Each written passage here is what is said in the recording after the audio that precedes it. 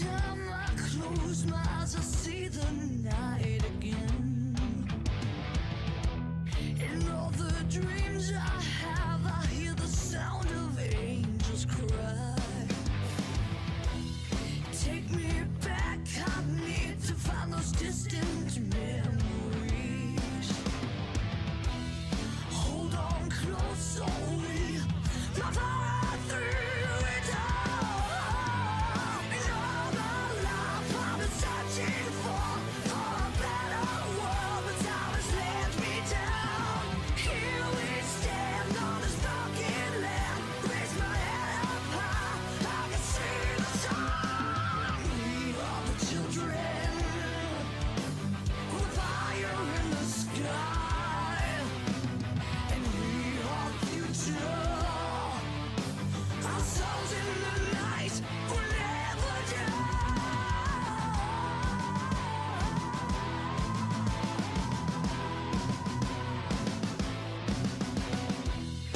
Feel the change, it seems it's like the same old day to me. Nothing here I have to live before they capture me.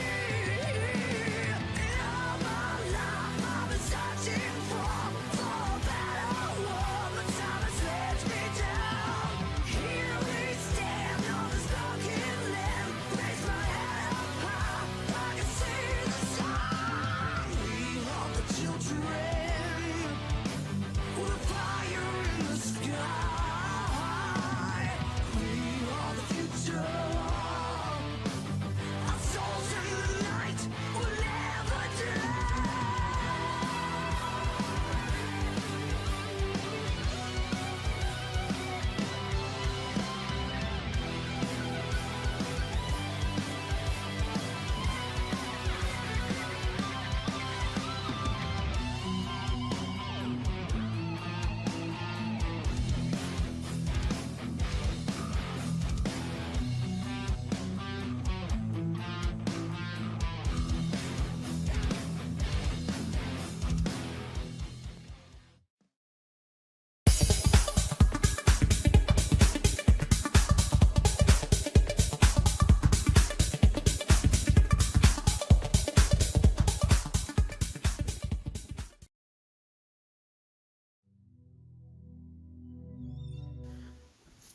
All right, ladies and gentlemen, it's Thursday night and we are live. It's me, Dixie Dave, your national tag team champion, with my co host, the 5-time world heavyweight champion. Yep, Crusher Crossen. And Dave, today is a kind of a fun one. We're going to go back to the Anoka Armory. But before we get to all that, how's it been going for you lately? Oh, busy, you know. I mean, Yeah, as you know personally, I relocated in the not too distant past, and, yeah, you and me both. you know, wait a minute, Crusher, sit back for a minute. Sit back for a minute. Yeah, Wait a minute. You're the owner, president, whatever you want to call it, the NWF, and you're not even repping the company? How dare you?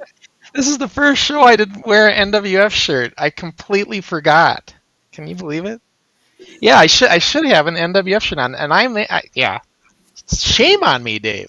Shame on me. Crusher, naughty. But And here I am. I was just a I'm peon in supporting the the canyon, company. Grand Canyon is what I'm supporting. Here I The am. I Cayman was just a Islands. peon in the Yeah. company, and I'm actually supporting the company. I can't believe you, Crusher. That's why I'm moving forward like this. See, it is an NWF shirt. You just can't see it. Uh-huh, Nah. sure. No, it Most was busy. it's It was busy. I was gonna say it was busy for me too, Dave. You and I both relocated, and so yeah, I was just. I'm still, getting settled in here myself. Facebook user here from Green Bay, Wisconsin, watching. Remember Facebook people, for those watching on Facebook, if you go and click that link in the description and do what it says, we'll see who you are. Otherwise, it comes up as Facebook user. So, but yeah, so tonight's show that we're going to watch is our second event at the Anoka Armory, Dave. Of course, you were in attendance at the first one. That's how you came onto the league, right? You were one of those 350 fans. Yep. Paid admission, thank you. Paid admission. Yep, paid admission. But then this event was the follow-up, and it was a good night of matches, but the attendance, Dave, was we went from 350 people to about 50 that showed up. Well, you know what? I was in Florida at the time visiting family, and you didn't have Dixie Dave signed on the cards, so the attendance. Yeah. Ironically enough, when Dixie Dave was signed on the October 18th show after this one, it was a sellout. Yep. There are many reasons, and we'll talk about it when we start watching the show, why there was only 50 fans there, and we're going to talk about that. But, you know something, Dave? 50 fans for an independent show is actually a good night. Oh, yeah. Oh, yeah. I mean, I hate to drop names. But I was talking here last month to a former TNA knockout who was running a business not too far from where I'm at. I've explained the situation, who it was to you. Yeah. But I told her that we'd attract 350 people, if not 450 people, and her job dropped. Oh, yeah. I mean, it was you got to remember, everybody, and people say, well, how? We were on the air every week in the local cable markets there in the metro. And, yeah, we went national, like I've said before, to, 23 other states, but including Alaska. But that was one major city there, where in the metro we were blanketing the whole metro. And we were on every week, for a couple of years, leading up to these Armory events. And so, yeah, we kind of had a little bit of a fan base, you could say, right? I mean, in Minnesota at the time, on a regular basis, you had the AWA and you had the NWF. Yeah. Well, and the PWA. Don't forget about Eddie. Well, yeah, I mean, but Eddie didn't have the coverage we had. Eddie was he didn't have any coverage. All he did was just bar cards at that time. Yep. He was lucky to have 50 people at any event in those days. And not knocking Eddie Sharkey. I'm just saying it was just a different venue for him. Speaking from somebody who's never worked for him, who's never done business with him, Eddie seems like a great guy. Yeah. Uh-oh, I just see one of the Invaders pop in. If I remember correctly. Oh, here we go. None other than Mr. Terry Kosnopoulos himself. Terry, we got to get you on the show here, dude. I haven't talked to you in 40 years, and we've definitely got to get you on. So remember, you're always welcome. Just let us know when you want to come on. We'll get you scheduled in here as a guest. Terry Kosnopoulos, folks, he was Invader 4, and also the Destroyer was his original. But yeah, he was a really good. I've said this before. Terry had a lot of potential, and had we had the TV show going real strong when he came in '87, because that's when Larry and Steve kind of took things over, and we lost a lot of our TV taping time. Yeah. I mean, Terry didn't get showcased, but he was on a couple Armory shows, and he did real well. He was good. I think we could have done a lot with him, actually, to be honest with you. No doubt about that. I'm surprised with Larry that I even got as much time as I did. Yeah. I'll tell you this. Now, here's another thing. I'm going to put a little disclaimer on this Armory show. This is the darkest Armory card we've ever recorded as far as lighting goes. It's just dark. So I apologize now when we watch this. The ring is lit up enough where you can see what's going on inside the ring, but it is dark. It's going to be a dark one. See the crowd. Well, yeah, it's all, which is a good thing this night. Yep. I was going to say. Okay, and folks, I do just want to say real quick, if you enjoy this show, aside from liking it and subscribing, if you go to our website, NWF Wrestling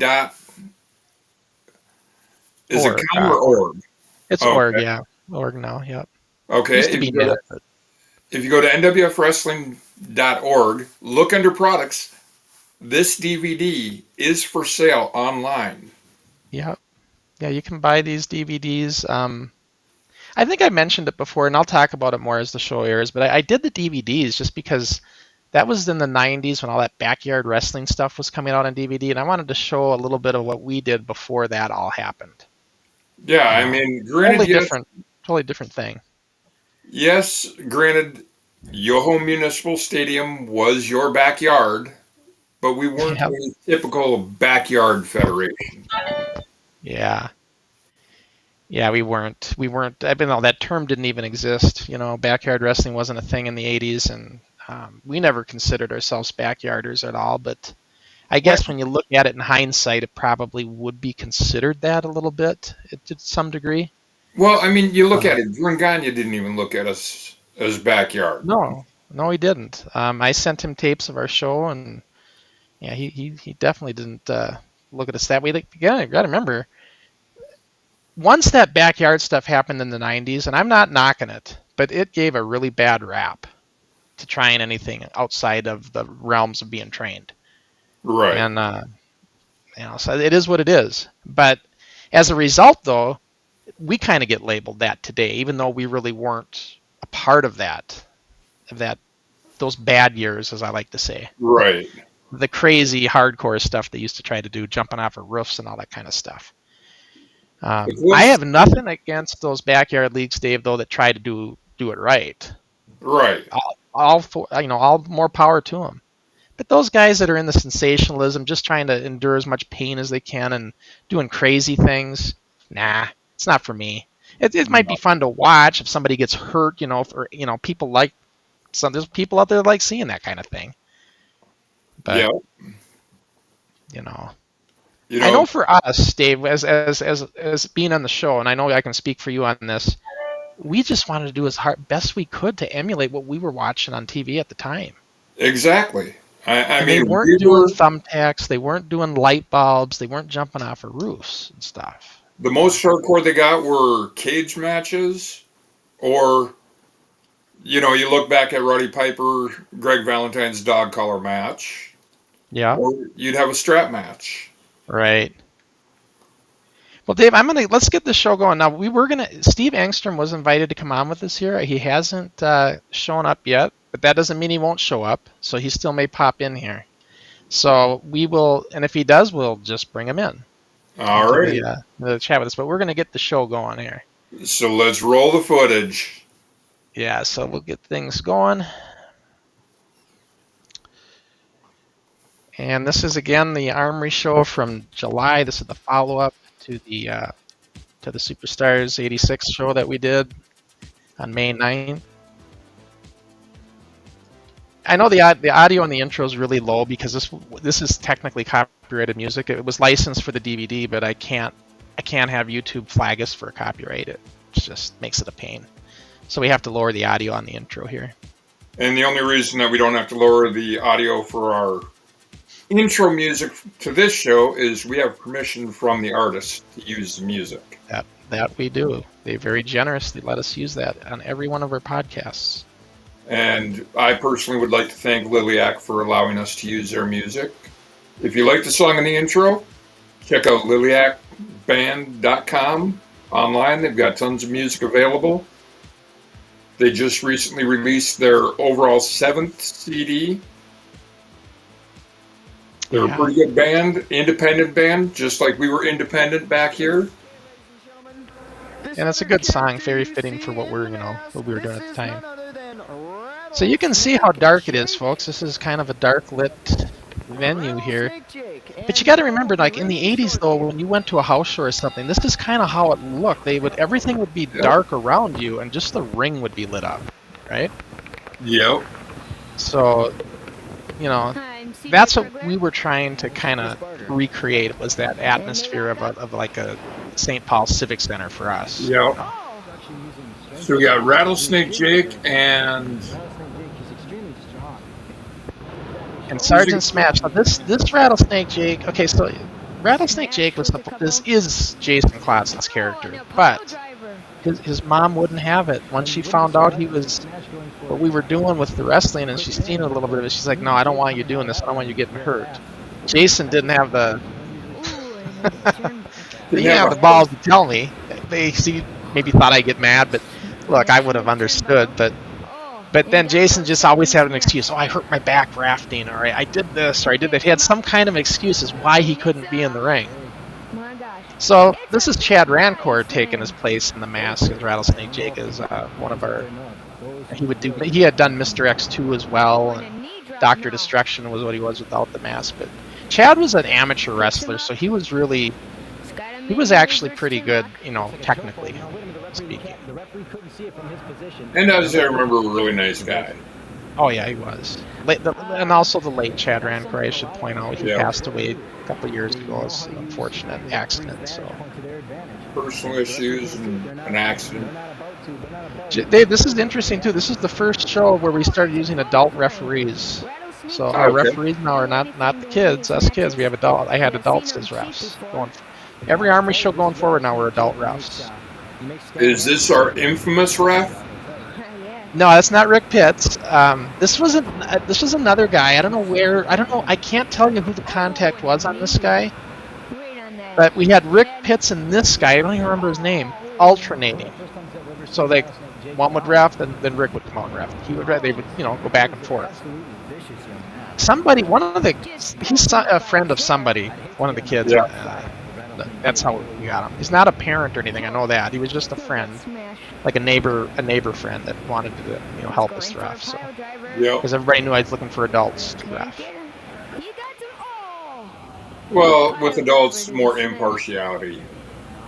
Now, this would be the first Anoka Armory show that actually featured the real professional wrestling ring that we purchased. This is the first show with it. Okay. I'll tell you, man, that ring was great. Getting that ring was a huge improvement to the show. I mean, just ability to really take bumps. Taking bumps didn't hurt as much. Oh, no. And you had the space. It was 20 by 20. It was huge. Yeah. Huge. Even though, if I'm correct, nowadays you're using either 16 by 16 or 18 by 18. Yeah. Well, Eddie's ring was 16 by 16, and I'll tell you this much. I wish Steve was here. Because Steve and I, we did Mr. X and Crusher Crossen on Eddie Sharkey's Pro Wrestling America dual event we did. Yeah. And we were used to the 20 by 20 ring. When we went into his 16 by 16 ring, our timing was all off. Yeah. And we messed up the Leapfrog series in that one. We'll have to watch that show one of these days. But, yeah, so, when you're used to a 20 by 20 ring and then you go to a 16 by 16, it really messes with your timing. That we learned the hard way. It's not like we had a 16 by 16 ring we could go practice in. But, see, that's the thing a lot of people don't understand. When you're in a 20 by 20 and you drop down to a 16 by 16, it changes your step pattern. It changes your timing. Yeah, it really does. I'm hoping Steve still joins us. Matter of fact, I should message him just to see if he's having any issues.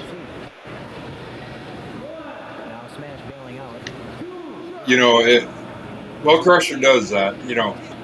These different shape rings and different size rings, it totally throws your timing off.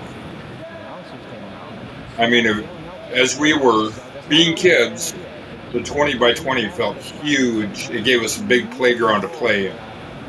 Yeah, it did.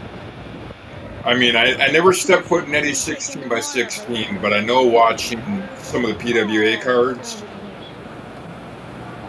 that ring looked small.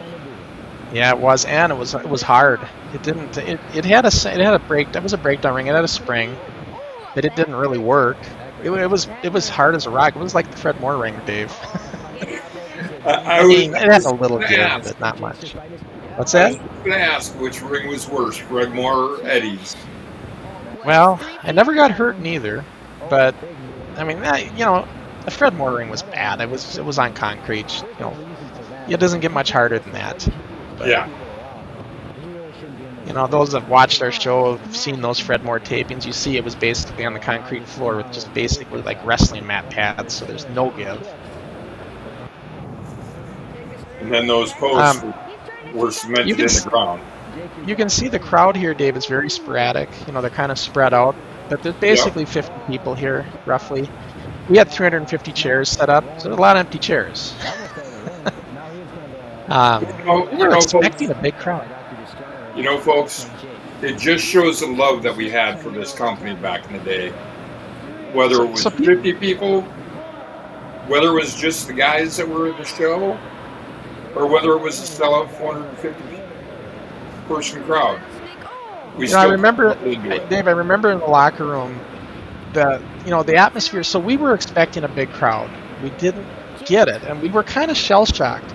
There was a lot of the guys were like, there was just a vibe in the locker room in the beginning here of the night. I remember just like, what's going on? What are we doing? People almost not even wanting to go out because they just don't feel comfortable and don't want to do it with just so few people in there. And I remember I kind of riled everybody up. I said, guys, wait a minute here. I said, there might be only 50 people out there, but they paid money to see us. So I don't care if there's 5 people out there. We got to go out and do the same show, whether we got an empty arena or a full one. And I kind of pep talked them a little bit, and I kind of got people, fired up enough. But that was my thinking. I don't care how many people are there. We still got to put on a good show, right? Exactly. Yeah. So,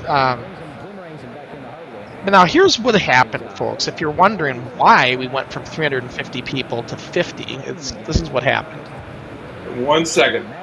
I'm going to say 3 words, and it's going to tell the whole story. Old Man Tronson. Old Man Tronson is indeed the reason.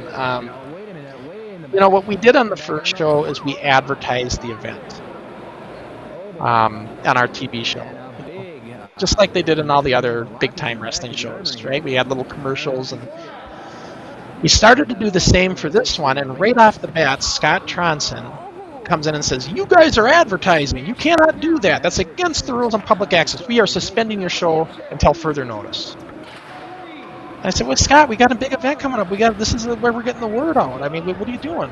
Nope, you can't do it. I said, we did it last time. You didn't say that. No, I didn't notice it, but now I notice it. So, yeah, he just wouldn't budge on it. And I didn't put up any posters like I did the first time. I figured the show's enough. And we had mentioned it in the program guide that we're coming back on July 26th. I figured everybody would come back, right? So, didn't put posters up. We didn't even do advanced ticket sales for this. And then our show gets yanked off the air. So all of that, and in the middle of the summertime, in Minnesota in the summertime, a lot of people travel, they do vacations, they go camping. It's not your best months. So that's what happened. And little funny story there. So Scott thought he had one over on us. I'm sure he was grinning from ear to ear. But what he didn't know is I knew who the cable commissioner was, Terry O'Connell. The reason I knew that is because he gave us the cable grant the year before for $500 when we applied for it. So I knew he was in charge of everything. So I went down to City Hall and I went into Terry's office and I talked to him. I said, Terry, Scott suspended us. He goes, for what? And I explained the whole story. And he said, let me look into this. I'm going to look into this and I'll get back to you. So I'll just give you a call later on today at home. I said, okay. That afternoon, Dave, Terry O'Connell called me and he said, well, I got it all worked out. The suspension's lifted. You can go back to doing everything. Just don't mention the ticket prices. That's the only thing we're going to, have to make sure you don't do. So I said, okay, you got it. Because I was telling Terry, look, we're nonprofit. We're only promoting ourselves like the churches do, right? On all their program. That was my starting up a family here in the NWF. And now our next interview, ladies and gentlemen, is with Rattlesnake Jake, the man who, and wait a minute, we got to keep this separate. We got to keep this separate, ladies and gentlemen. Rattlesnake, you're a bit vicious. I think some of the things that you did tonight. And this is the original Rattlesnake right What do here. you think they call me the rattlesnake? Look, I don't know where this Sergeant Smash geek goon, I don't know where he gets off coming in here accusing the Sheik. Big words for paper. And you saw it tonight I kicked your butt in the ring. Kicked it. Well, you certainly did kick it, but the method that you used might be considered a bit unorthodox and a little unfair. The ref didn't count it out. Yep, I seems did. like Crusher's having a little technical difficulty. That's about it from Rattlesnake Jake. On the other hand, maybe it's not. Then that little backstory to our next match here. And I have been informed that today for one of the records we have the Iranian Sheik. Iranian Sheik. Our answer to the Iron Sheik. Oh, what a body slam! Up for a body slam? Oh, what a body slam! Sorry, can you hear me, Dave? Oh, we can hear you, Crusher. Takes off to his partner. Yeah, headset powered on, disconnected. I mean, I had to reconnect it. But anyway, That's where he comes! so Scott, when I, as I was saying on that suspension, when Yep. we got it lifted, I went into check out a camera. I said, "Now we can check it out, right?" Terry said we can use it again. He goes, "Yeah, you can check it out, but don't expect people to be here happy with you. We felt we made the right decision, and he's our boss. We have to go by what he says." He was pissed. Oh, yeah. Gave me a little tongue lashing on it even, but I didn't care. We got the show back on. But here's the thing, it was too late. It was a week to go by that time. Yeah. So it was not enough time to promote. Even with 50 people there, Dave, listen to the crowd pop for the Super D's, man. Those Oh, yeah. kids were so popular. Very popular young man here with the crowd. You know, they were probably our most popular tag team. Oh, for sure. I mean, I no could tell offense, by the way the crowd reacted, you know. no offense to yourself and Kid Kelsey. No offense to the Barbarians, but, you know, come on, the Super D's got first ballot Hall of Fame. Well, how can you not like these guys? And remember, they're natural athletes. These two went on to become professional soccer players. Milwaukee Wave and Cleveland, and I believe they played for Cleveland. I forget the name of that team, but the Milwaukee Wave. And they also did one internationally playing soccer. These kids were just athletes, and even at this young age. So, and, you know, they were really good. Now they're going against the Rough Russians, and Tony Levitt, also very, very good lightweight wrestler for us here. This is his last match with the league. Tony would end up leaving after this from the show. But I'll tell you something, when we talk about the Super D's and how good they were, this guy here, Tony Levitt, is a big part of that. And he was involved in all these early matches in '86 with the Super D's. It takes somebody in the ring to be in the ring with Dave to look good. Yep. And Tony, him and, you know, the Dazowskis and Tony Levitt had a really good chemistry together. They could actually work pretty well together. And when you watch the Super D's here, you know, not so much Tony because he's with a new partner now and he doesn't have any kind of chemistry with that guy. Yep. Because Bernie, you know, we had to replace him. But the Super D's, watch their tag team effort. You know, remember, these guys are 10 years old, and just watch the chemistry they have as a tag team.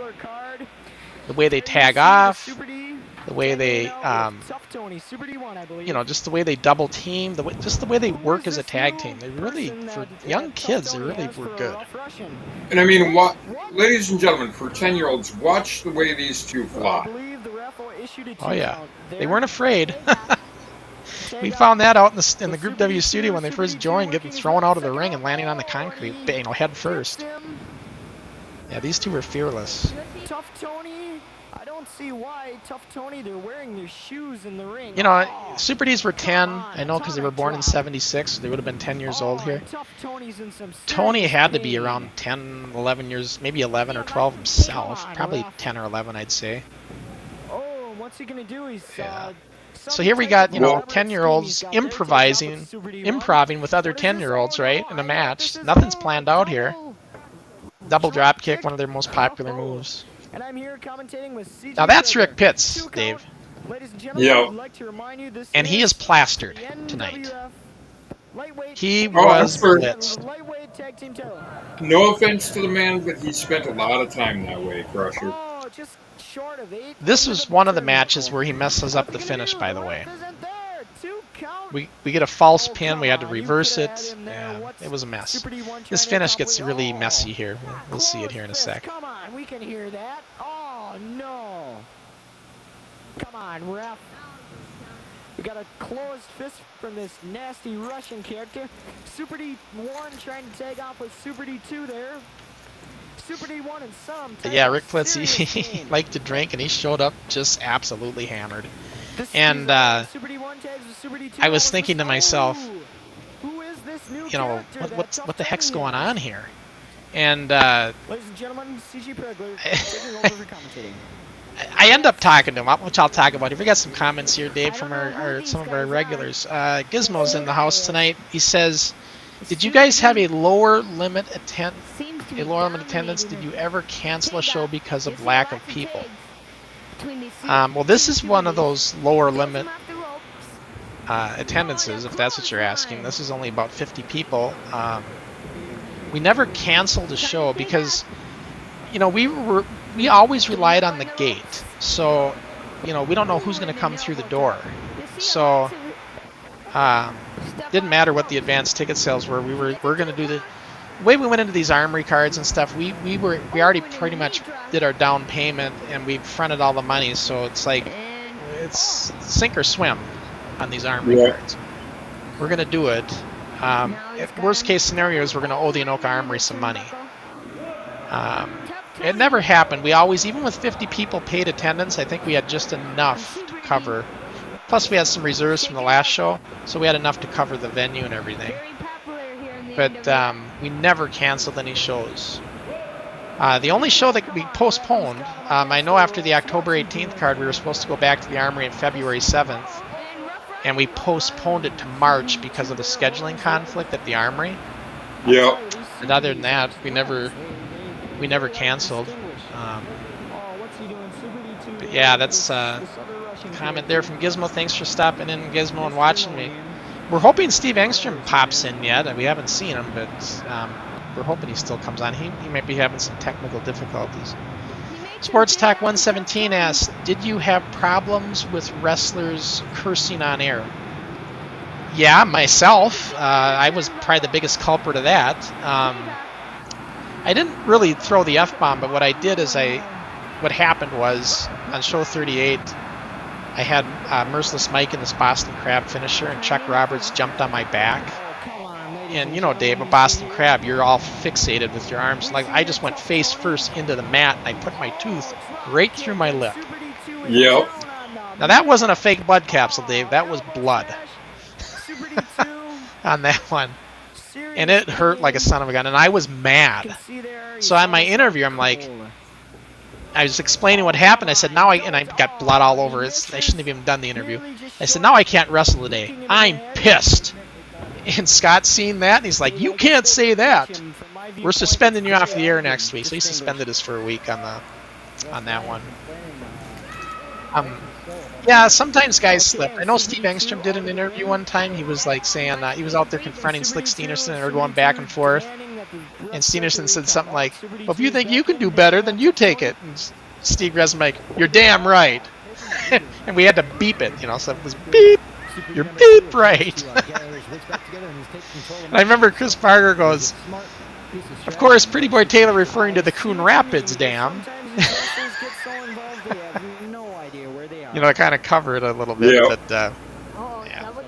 Nah, that was a few and far between, though, of the kids actually cursing. Didn't happen too much. I know off air there was a lot of cursing going on, but you know, we're kids. Yeah, you know, kids would throw the words around like as kids would. But when interviews, I'm thinking like interviews and on-camera situations. I don't remember too much of that. Of any outright cursing. No. You know, we're teenagers. You know, teenagers have a little bit of a potty mouth back then, right? So there's the. After that free count, I think we have new lightweight champions. We do. We have new lightweight champions, ladies and gentlemen. Is this the? I don't know if this is the false one. Or did you edit the bad and finish out? No, I didn't edit the bad one out. We might have just missed it because No, see, he's reversing it. That was the reason he's reversing is because it wasn't. They're supposed to do their finisher. And Rick, being he's plaster, just 1, 2, 3. You've probably seen it. He's a super fast count. It's like, God dang. And this is where I noticed that, this is a problem. So when this match was over, so now the match continues. When this match is over, I pulled Rick aside and I said, Rick, I said, and I could smell it on him, Dave. It was, when someone's really been drinking. Oh, yeah. And I said, Rick, look, you're more than welcome to do this. We'd love having you do it, but you cannot show up here plastered and blitzed. I said, it's not working. You're screwing up finishes. Sober it up. Or send, what's his name? I forget that guy's name. Have him go out there, sober it up a little bit, and then give it another go. That's kind of what I did. It's kind of awkward. Here I am, a 16-year-old kid telling this adult to sober up, right?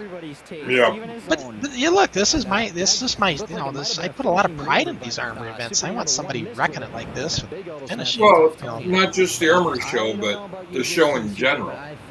Right. We have an image to kind of uphold a little bit at the, as far as I'm concerned. We don't want a drunk ref.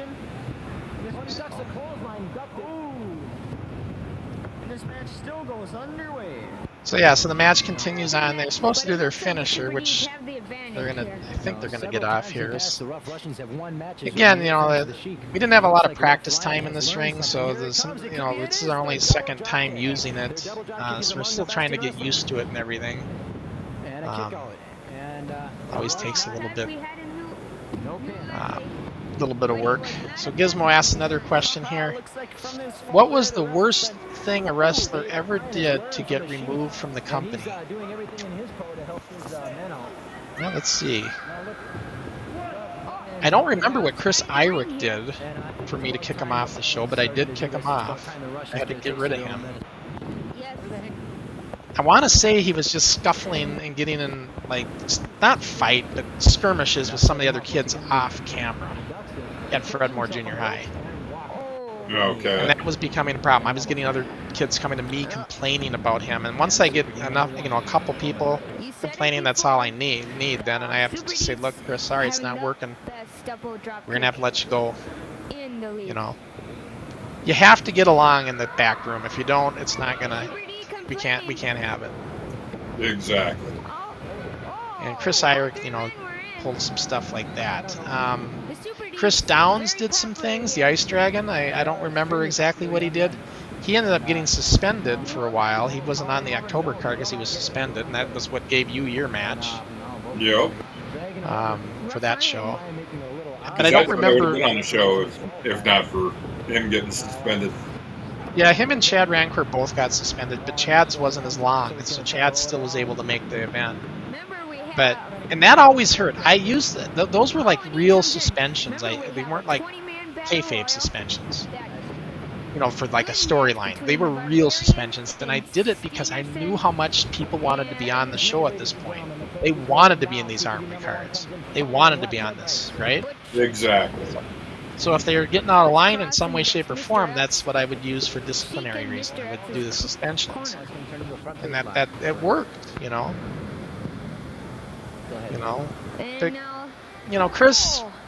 Chris Downs was a kind of a little bit of a hot handle in those days. He wasn't afraid of anything. He'd stand up to anybody. And he would get in the face of some of the guys. I'm pretty sure what Chris did was just, again, similar to Chris Irick, was just little disputes outside the ring. Some of the guys. Here, the question from Sports Talk. Our pay was the experience of being in the ring. Right. None of us, myself even, got paid. All the money we earned from the show on these events basically came from the Armory cards, and it just went right back into the league. We had a savings account for a nonprofit organization, so we had all our money in our savings account, and we would just use it for whether it would be printing up posters, tickets, promoting for the next event, Armory deposits, stuff like that. Anything that the league repair. Yeah. So yeah, nobody got paid for performing at all. Yeah. Now later on, 20 years later, when I decided to release the DVDs, You would think that that would have been like money that was earned, but unfortunately, what happened there is I made so many DVDs. It costs a lot to produce those, Yep. and I just didn't sell enough to actually even break even. So it didn't really pan out that way on the DVDs. The only thing I ever did after the show that actually made money was my book, Pro Wrestling Kid Style, the book I wrote. So that actually did well. I sold about, well, probably about 3,500 copies to date. It's a lot, you know, if you think about it. Yep. And I still got to get you my new address. Oh yeah, that's right, because you need to get a book. Your other one burned, right? Yep. When my house burned down many years ago, Here's something I'm looking forward to. We're having an interview with the brand new lightweight champions of the world. They won it tonight here at the Anoka Armory. So these are You saw it, supposed and to be you'll see it recorded live. at the Anoka Armory. The Super Ds, The same we're at the Anoka brand Armory. new We're really in lightweight Group champions W of the studio. world. What we should have done was Now, take that blue Rough curtain Rain is off and not just with have them. that He's white back wall taking so care it of looked some like business we were replacing somewhere James else, W. right? Wilson. And I imagine that's where your belts are. But Well, how's it you to know- once again be the champions? Congratulations. It was an excellent victory. Yeah. How do you feel? kind of looks like we had set We up a feel good studio about the area belts, in and we the feel good that building. we defeated the Russians. Yeah, it's basically just a They studio area. stink. No words. You notice no the love Super lost Ds kind of between messed you their and the hair Russians. up and Now, got some water in their face now to that kind of you make it won look the like they just titles came out of the back, ring. Do you have any Little plans things to like go that any we did, tours but- defending these belts, or are you going to stick right here in Minnesota defending them in front of the NWF? Well, Yes, we're gonna those go kids around and are defend twins. our Yeah, Luis belts, Calagero and we're gonna says, keep them. are those, wherever we go. oh sorry Dave, I took it away from you when you brought it up. Are Yeah. those kids twins? Yeah, they're the Super Ds. They're the ones that went on to Confident become and professional not soccer very many words, players. but they don't need any. They're Yeah, probably they too happy to are. speak. They are They the are brand twins, new identical lightweight twins. I could champions for the never second tell time them in their apart career. in the beginning. Super Ds. Whenever I refer to them off camera, I'd say, "Hey, Todd Troy, Todd Troy." I'd always do Todd Troy because I didn't know which one I was talking to. And the funny thing is we had two sets of brothers in the league at the same time that were both Todd and Troy. Yeah, you're talking about Todd and Troy Sufka, right? Yep. The Blade Runners, and they were actually going to feud with the Super Ds here after this show. And some wild matches with those two teams. That was Anoka versus Coon Rapids, like Anoka versus Coon Rapids, kind of a little bit of a rivalry in and of itself. Yep. That's where those two guys were, two different teams were from. So Yep. Pretty Boy Taylor, Steve Engstrom. I wish he was here with us. I haven't heard from him. I don't know what happened with him. Something happened, or he can't. Who knows though? Steve could still pop in at any time, so we'll keep it. Yeah. Steve was an unpredictable character. You know, he's changing his image. His Pretty Boy Taylor character was kind of like like a Stan Lariat Hansen in the beginning, Rowdy Piper kind of. Yep. Now he's going like gorgeous Jimmy Garvin. He's got the sharp dressed man music and Construction does not have very good kind of records. tell. Oh. Not sure what happened there, Crusher. What? Did our show pause? I think so. Pretty Boy Taylor. There we go. I don't know why it's paused. I did. But you had a Here's- DVD club for a long time. Where were you put out a new DVD every week, every month? Those were really good quality for the time. Yeah, that DVD club, I forgot about that. But I didn't have a whole lot of subscribers to that. Pretty Boy back You know, to but there was a it. handful of people that did it. It was kind of neat. Lock up. Ooh. Basically just would put a show out. Yeah, the DVD, they called it the NWF DVD of the Month Club. I remember that now. Gosh. Gizmo, I almost forgot about that completely. You reminded me of things like that. Big clothesline and an elbow smash follow up on. Yeah, I remember our first phone call after we hadn't talked in Back to forever. his section, very proud of himself. What's that? Well, I don't understand this. I remember the first phone call I made to you after, Ice Dragon, or his sometime partner. you know, when you sent me the first set of DVDs. Do Do you remember that conversation? Now both men I don't. squaring each other off. I called you up and I found your number somewhere. Now walking around. I don't remember where I found it, but I called you up and I said, hey, you know, I was just kind of curious. And then Taylor turns that into an armbar. Are the wrestlers making Instruction. royalties from the DVDs? And you're like, oh, no, all the wrestlers signed waivers. Yeah, we did have waivers that were signed, but even so, it's like the only time you get even wrestlers in today's day and age in professional wrestling don't get royalties from back in the day because it wasn't a thing. You'd have to be part of an actors guild or something. That's like the people in an actors guild that are part of that whatever you call it, the union or whatever it is. That's how you get royalties. And you know, there should be royalties, I think, though, for professional wrestlers. You know, but Well, now it's written into contract. right. I was gonna say their contracts and stuff now probably cover it all. Yeah. Yep, contracts nowadays cover it all, and you know, it's like hearing some interviews from back in the day. You know, they talk about having, you know, You know, I just watched a documentary on Mick Foley recently. Yeah. And he said that he had a guaranteed, his initial WCW contract was a guaranteed $75,000 a year with potential for royalties, merchandise sales and all that. But you know, the guys back in the day, they didn't think about royalties. I'm talking the 60s, 70s, 80s. Yep. You know, nobody Well, it was thought kind of of Jesse Ventura that brought all that around. Right, he's trying to unionize. Yep. Pretty Boy Taylor, Dave, one of the best in the ring. He also was Mr. X, of course.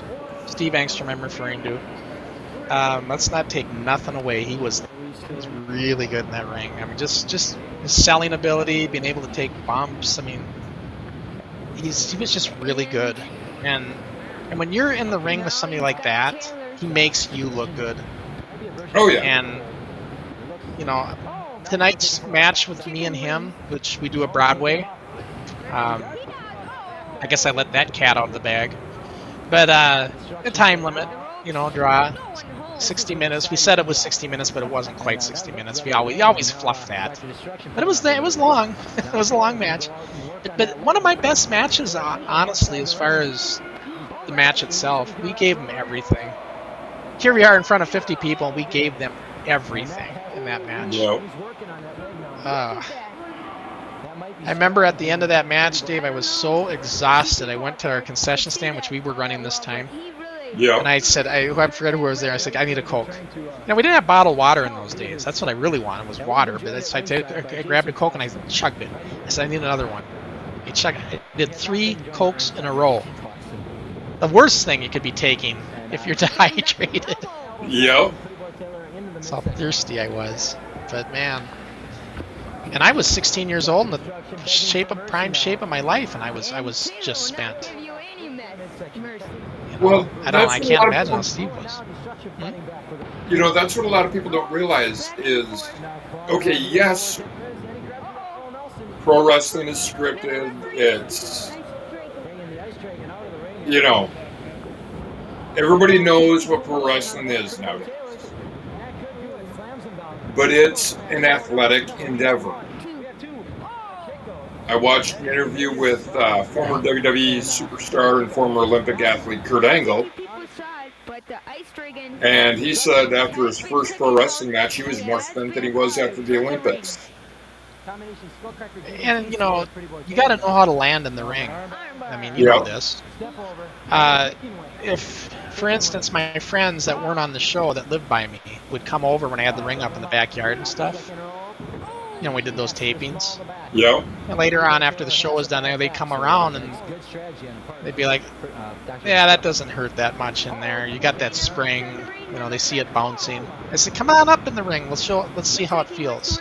And I'd always do the body slam, because if somebody gets body slammed in the ring and they're not expecting it or they're not used to it, you know what happens.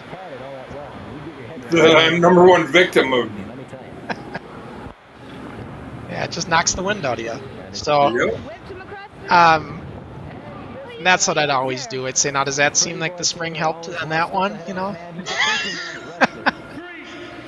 And they tend to have a little more appreciation for what you're doing, I guess you could say. Yep. So Pretty Boy Taylor gets the win in this one. Surprisingly, the fans are cheering for Pretty Boy Taylor. I know That's a Taylor, surprise. Steve You was never going see in like a that. different direction And now here. He let's was go trying to to be a the baby announcement. face all of a sudden. It was kind of strange. And even when we first started promoting him and Larry, Steve was kind of acting like the baby face, and Larry was the heel. In his Yep. first interviews, but I think Larry put it next to that. Larry wanted to be the baby face, so he had Steve. You know, it all changed in a couple more weeks of promoting it. Good move by Steve there, or Chad. I meant Chad back to destruction. Yep. Swinging full Nelson. Very nice move. Yep. Now we're going to hear from Dr. Destruction and get his side of the story. Now, for those of you that missed that match, Dr. Destruction was pinned by Pretty Boy Taylor, but Dr. Destruction did dominate an awful lot of that match. So you can't be too happy Chris Barger, with the great things the way it turned interviewer. out, because you did wrestle Great well, you interviewer just for came out on us. the wrong end of the decision. Well, you know, as it went, he took my manager, Ice Dragon, away from the ring. I have trained for weeks with Ice Dragon in my corner, helping me out, telling me what to do. What am I supposed to do when he takes him away from my corner? How am I supposed to wrestle? I'm not trained to wrestle without my manager, Ice Dragon, in my corner. Does that mean that you're not trained to wrestle without an added distraction or a possible interference? I mean, admit it. That's I'll gotta chat be a out there a distraction little bit, for your didn't he? opponents, with somebody else sitting in your corner, and especially somebody like the Ice Dragon. No distractions, no distractions. The only way, if they got distracted, it'd be themselves. And that's all I have to say. Okay, Dr. Destruction, very unhappy with the way things went. I don't have to do no talking. My actions are my words. And when I get in action in that ring, there's no words to be said. It's just do the job and do it right. People don't need to know any more than that. So remember, October 17th. Destruction. Where do you get off, Taylor, and taking my manager away from the ring? I'm not supposed to be wrestling you, huh? Where do you get off on doing this kind of crud? Your managers have no reason to be up there. None at all. And Yeah, Sure knows you couldn't wrestle without him, could you? I could have too. Chad having a hard time keeping a straight face. we're gonna have to see what this comes up with later. That's the thing, when you're up there with Steve, he can make you laugh because he's so good at the interview, you know? Well, yeah, he likes to try and make people break character. Yeah.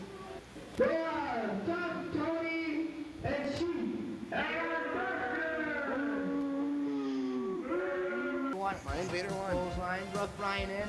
Rough Ryan. Oh, Sheikh Ahmad El Gerster. That's what we call him. one of the most controversial wrestlers. Okay. Lights on time. DDT. Got a question for you here, Crusher. Crusher, sounds like each show took a lot out of you, both physically and mentally. The Armory cards, the big shows did. Not so much the TV tapings, though. TV tapings we did them every week, every other week. Sometimes we do them. The actual tapings would be there every other week because we tape multiple shows on one day. But now the TV tapings were pretty routine, I guess you could say. Yeah, I mean, it was a case of, we'd wait for everybody to show up, see who we had for what matches.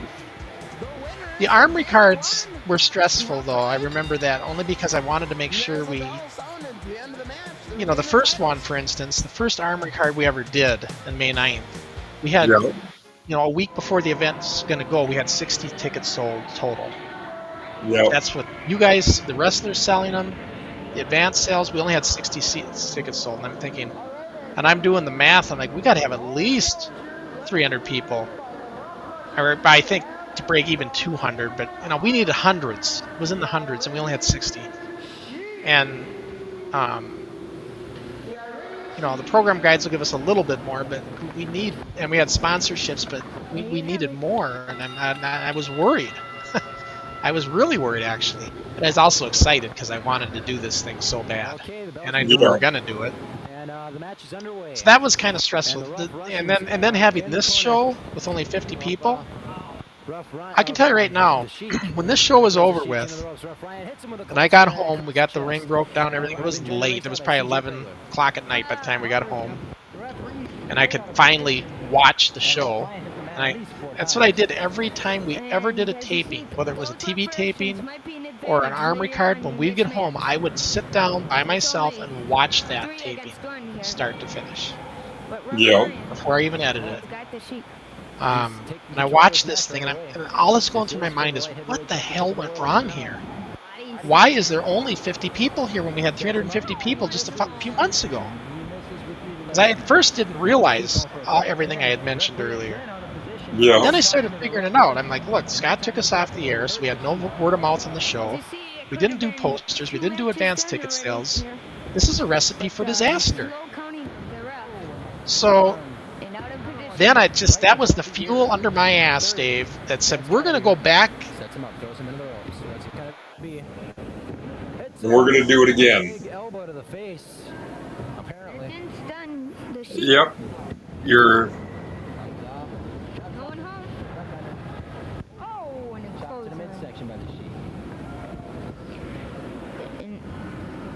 Going for the cover. No. Can you hear me, Dave? Yep, I can hear you, Crusher. The thing keeps turning off. I don't know what's going on. I'll just keep turning it back on every time it does that. But anyways, yeah, we're gonna go back, and it was just exactly what I needed to make sure that this thing, ended up coming off without a hitch on the next one. And that's how she went. As you know, the October card was a sellout. Well, that's because you had Dixie Dave on it. Yeah, it was a night and day difference attendance-wise, that's for sure.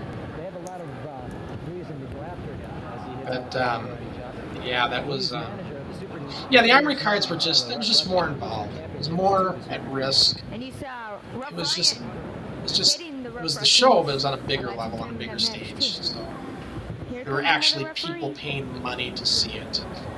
So it puts another layer of pressure on everybody, really.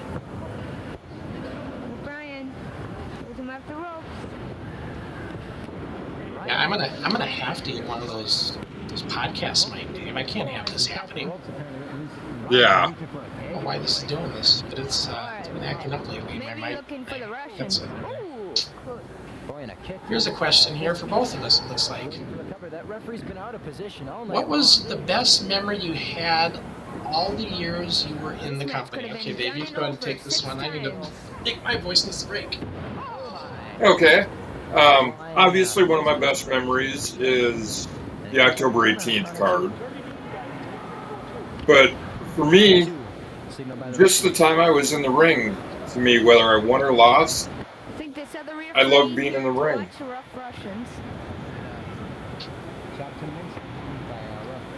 So your October 18th is your best memory? Well, it's, kind of my pinnacle moment. But I mean, good moment to remember. Oh, yeah. Winning the national tag titles. I mean, best birthday present I ever got from you, Sean. And now, Rough Ryan. That was like, Ooh, DDT. that was the pinnacle of the league that night. Yeah. I mean, we sold out the Armory. Everybody was on cloud nine. It just felt like you were a part of something huge at the time for us, didn't it? Gentlemen, we would like to remind you this is a lightweight tag team. No, not tag. I mean, it really did feel pretty big. Oh, yeah. I mean, in pecking order in Minnesota for wrestling at that time, it was the AWA, some type of what's he doing? Oh, tried to and then it was a real close race between us and Eddie. Brian ends up getting the better part of his blow. I mean, Eddie probably did more live shows than we did. It's not like we were competing against each other, though. That's why Eddie loved to work with us. We were two different products. But, Eddie's seen that we were drawing a lot more people than he was, and he just wanted to get a piece of the action. Yep. Probably why he wanted to work with us. But, so for me, to answer this question, what was the best memory you had all the years you were in the company? so The many. Iranian Sheik from Tehran, I could Iran. point to so many different things that are Clothesline to the such great midsection. memories. Very unpopular move. But I think the one that comes to mind, What's he there's doing, really the Irish two. I whip? have two things, actually. I'm Takes going him to in have to do two again. on this. Oh, midsection The first clothesline one was when we again. got on the news. The 2 Channel count, 5 and he News did a flips story on us. Yep. The 6 and 10 o'clock report. Highlight of the sports department. Oh, Never forget it. That was huge. And when I went to school the next day, kids, teachers, everybody was asking me questions. Like, a lot of people seen that. technical So that difficulties. Please like, stand by. I thought, wow. Then the next one Ladies and was the gentlemen, very we're back first there. We Armory had some card, the audio one that you went to difficulties. in May 9th. Yep. Back here with That the was Anoka their Armory. first live event in front of spectators, Okay. paid money to see We us. have there, and you see, This is exactly you see what the I rough wanted for the show Russians- from day rough one. Russians I wanted to be at in front of an ringside, arena one of count. people. You Yep. can't see that on the camera right now, but the Major rough like show, Russians major for us, major show, right? on the apron, And the referee has his back that turned was my best to the memory. action Only there. because it What are worked. they doing? It could have very well failed. Oh, referee, Yeah. come on. You could have I made mean- some bad stuff. We might have not got 350 people to come. Excuse me. You know, Okay, what do we see there? just to give people an idea, Look at this. The Super D's for coming in. us, at least in my Ladies and eyes, gentlemen, we may have two for matches us, in one. Yeah, these the Super Armory D's, we have the shows, Rough Russians. As they you saw, were the our Super D's, the WrestleManians, new our lightweight SummerSlam. team. Oh, Yeah, they were the referee big goes events for us. down. You know, The referee is down. and You might out. want to take There note, it Dave. is. The Iranian Sheik here in What's this he doing? card is a different Rough Iranian Russians Sheik back than the up after- original. Oh. Wow. Yeah, I forget the kid's name who was playing it. What is He this, ladies couldn't and make gentlemen? it, and we had to Oh, no, replace him with Rough another Ryan. Oh. one of our new kids that were coming into the show, and he became the Iranian Sheik. So Oh, look at them all. we got all mayhem here. The Super D's are in there.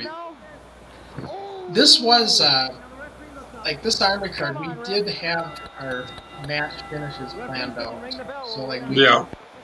we definitely did have finishes like inked in. Like this is how the finish is going to go. I remember that. Wait a minute, I don't understand. The referee seems to be. But the match itself, He's arguing with the referee. nah, it was pretty much kind of decided. That's always decided in the ring. I still don't know Yep. what's going on. You don't plan that out ahead of time. Now going over the Russians. The start's planned out and the finish is planned out. What's the decision? Yeah, starts and finishes. And then, The referee says the Sheik is the winner.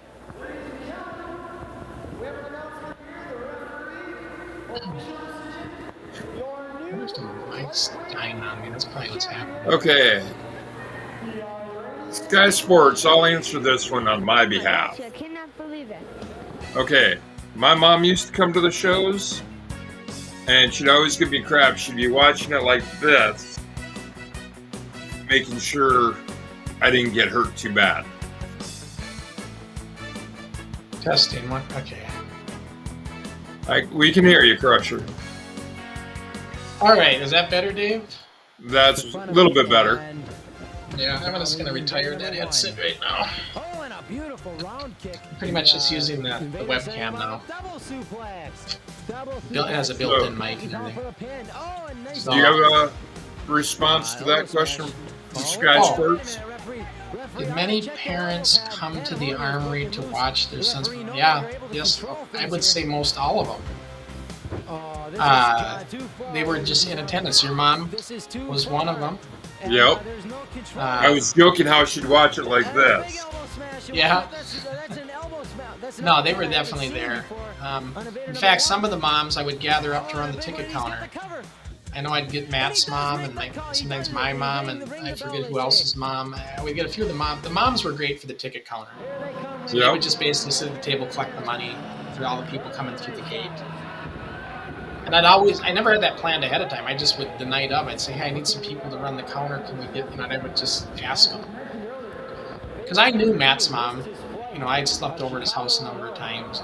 So I knew Matt's mom, and I'd just ask her to do it. So Mike Bauer We'd get people to volunteer that way. to take Invader 2's place, and the referee and James W. Wilson, president of the NWF, has said Okay, another question coming up here Invader 1 from Gizmo. against the two of you, if you're willing to accept it. Are you willing to Do you ever accept it? parent stop a match, hold their son during the performance? Never. No Never. They never, ever did anything like that. And they never questioned anything. The only interaction I got with any parent was Matt's dad. One time he told me for our Group W shows, he goes, you know, the show is great, but the after-match chaos, you really got to get that under control. He's jokingly with me, you know, all our kind of mayhem that we go on after a match for all the wrestlers to jump in and get involved. That's about the only time I had any input, I guess you could say.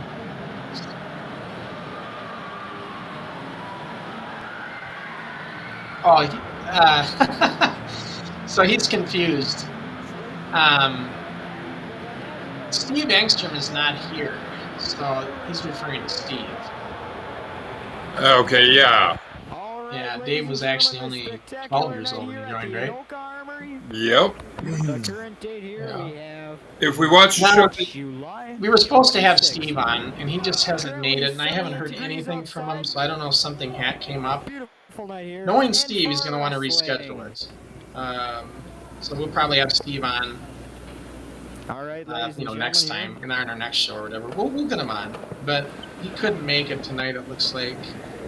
I think he would have been on by now if he was going to make it. yeah. Hey, Kid USA. And to be honest, if we watch the show prior, or if we watch the show on the next taping that we do, that you were talking about prior to the show, that show will have been taped on the day of my 13th birthday. But you know what, though, Dave? To back up on Lewis's question, that is a good one for Steve. We'll have to remember that one when he does come on with us. Yep. Say, hey, Steve, we had a question for you. See what he says Well, to you- that, right? We You know, asked him pretty ourselves. boy's going to end up watching it in the long run, And Yeah, he'll substituting see for it. Invader number 1. so he can comment. Well, I think, honestly, Power. as I think about this, that is probably why he did the Mr. X gimmick. And I mean, we'd have to ask ladies Steve, and but gentlemen, I think Steve did the mask just to hide his identity, Mike Bauer there, Yep. tied off with well, as far as Invader his number age 2. and all that stuff. Ladies and gentlemen, you must admit these wrestlers must go Probably through was the some case. sort of pain. Steve, a lot of people make accusations, and I'm sure in today's day and age, people are going to say, what the heck was this old adult doing with a bunch of kids wrestling in the ring? And they're going to make all sorts of accusations. But I can tell you right now that Steve didn't have any weird thoughts going on in his head. He didn't want to, play with children. He just wanted to be a part of the wrestling part of For this. commentary, we have And Steve wanted to be a pro wrestler. Okay, I'm going to lay it flat on the line. Steve wanted to be a pro wrestler, but he wasn't large enough at that point in time to make it in the AWA or WWE. or Eddie, even. Yeah. And he knew it. So that's why he knew that we were kind of coming up with something. We were being, we were getting pretty creative with our show, and he figured he could get in with us. And I think initially he probably wanted to help, do what he could. But he wanted to help himself, and he even said so as much last time he was here. He was doing it for himself. He wanted to say, hey, I made it some way, shape, or form, right? Yep. But I have no regrets of Steve's involvement because Steve brought us technically in the ring to a different level. Yep. His ability to bump in that ring and take the moves and everything, it brought me up to another level, and it brought a lot of other people up to other levels. And that was all Steve. Steve's influence in the ring, his in-ring influence. Yep. Talking about. Now, Steve, when it comes to running anything, nah, that's not Steve. Steve is not somebody who can run something. But he's a great worker bee. I've always said that. He was my right-hand man for a long time there. I'd say, Steve, can you get me this? Can you get me that? I need to get here. I need to get there. Because he could drive, I couldn't. My relationship with Steve in the beginning was kind of like he was an older brother, but I was that younger brother that kind of told the older brother what to do, kind of. Yep. In a way. I don't want to sound like that. I have that kind of pull, but with Steve, that's kind of how it was. Steve had no problem though being the second fiddle like that. and he did that. So for the first couple of years he was on the show, he was very, very helpful like that. But it wasn't until Larry came along, we got Luscious Larry involved. That's when this change came over Steve Engstrom that I noticed. One count And I noticed on it. the Mr. Nice Guy. And I think that's where Steve was thinking even that maybe he could catapult in with the bigger guys and take this somewhere else. I think that was their mindset, even Steve, Yep. at the time. But we all see where that ended up. Right. Well, even myself, we all got sucked into that a little bit. Larry kind of convinced all of us that, hey, you need to get rid of those real small kids and you need to evolve, right? Yep. But what Larry was doing is weeding out everybody, only keeping the ones that he felt was good enough to stay on. And that's where I was really starting to get like, this wasn't the right decision here. I don't like where this is going. Even before they took the money and the ring and all that stuff, I was seeing it coming almost. I knew something was going to happen. I didn't know they were going to take the ring and the money at the Armory show, but Yep. which they eventually did. You know, Blocks him, knocks him down. live and learn. Oh, and out goes Yeah. Invaders. So what do we got here? We got the Invaders. It looks like Terry Block in there, Invader 1. But Invader 2 was Chad Randall. He didn't make the show. The reality was his knee was hurt. He was dealing with a knee injury. And, no, I take that back. On this show, it was his grandma had passed away. He had a funeral. That's what was going on. Oh, and a clothesline. Yep.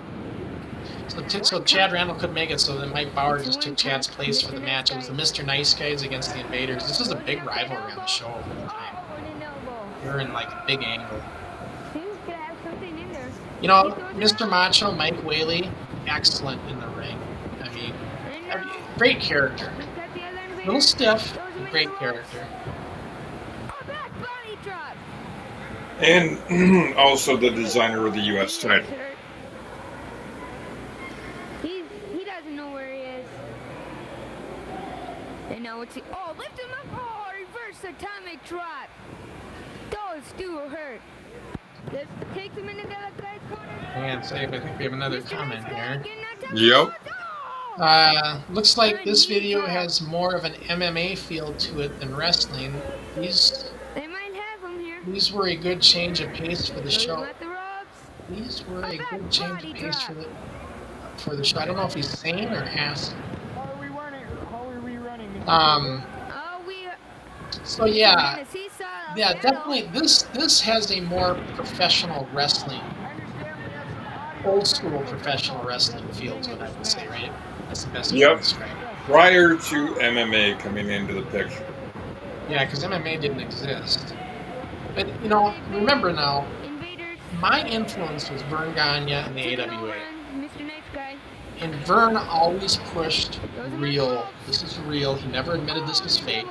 This is real wrestling. It was Vince who said this is entertainment. And Vince started doing all the the soap opera kind of storylines and clowns and all that. Weddings, Uncle Elmer, whatever it was. I can't remember all the things he did, McMahon back in the 80s, but he really got cartoonish with it. And so I was like, I wanted this to be real. So my image here in these shows was like, I wanted it to feel like this was a real thing. This wasn't fake. And so that was what I was going for. We were trying to keep kayfabe alive at the moment. Yeah, I just wanted it to have a, kind of a, legitimate look. Because that's what we were watching. We were watching ESPN or any of those channels. That's what they were showing. It was showing matches like this, more or less. I mean, they were more polished, obviously, than we were. But Head cracker. yeah, I don't know, Sports Tech. Ask that question again, though. If I didn't understand if that was a question or not at the end, just ask it again if I didn't answer it right. But that's kind of what my thought was. I don't know if I've ever said this, but my thought at the time, I did not like the way the WWF was being done. And yeah, they had everybody. It was the most popular. Everybody was watching it. And I'm still a fan of the AWA Could it be double suplex? at this time. Yeah. So I'm just trying to do it the way that I was influenced and what I liked is what it was, really. Get your shoulder out of the way, you moron.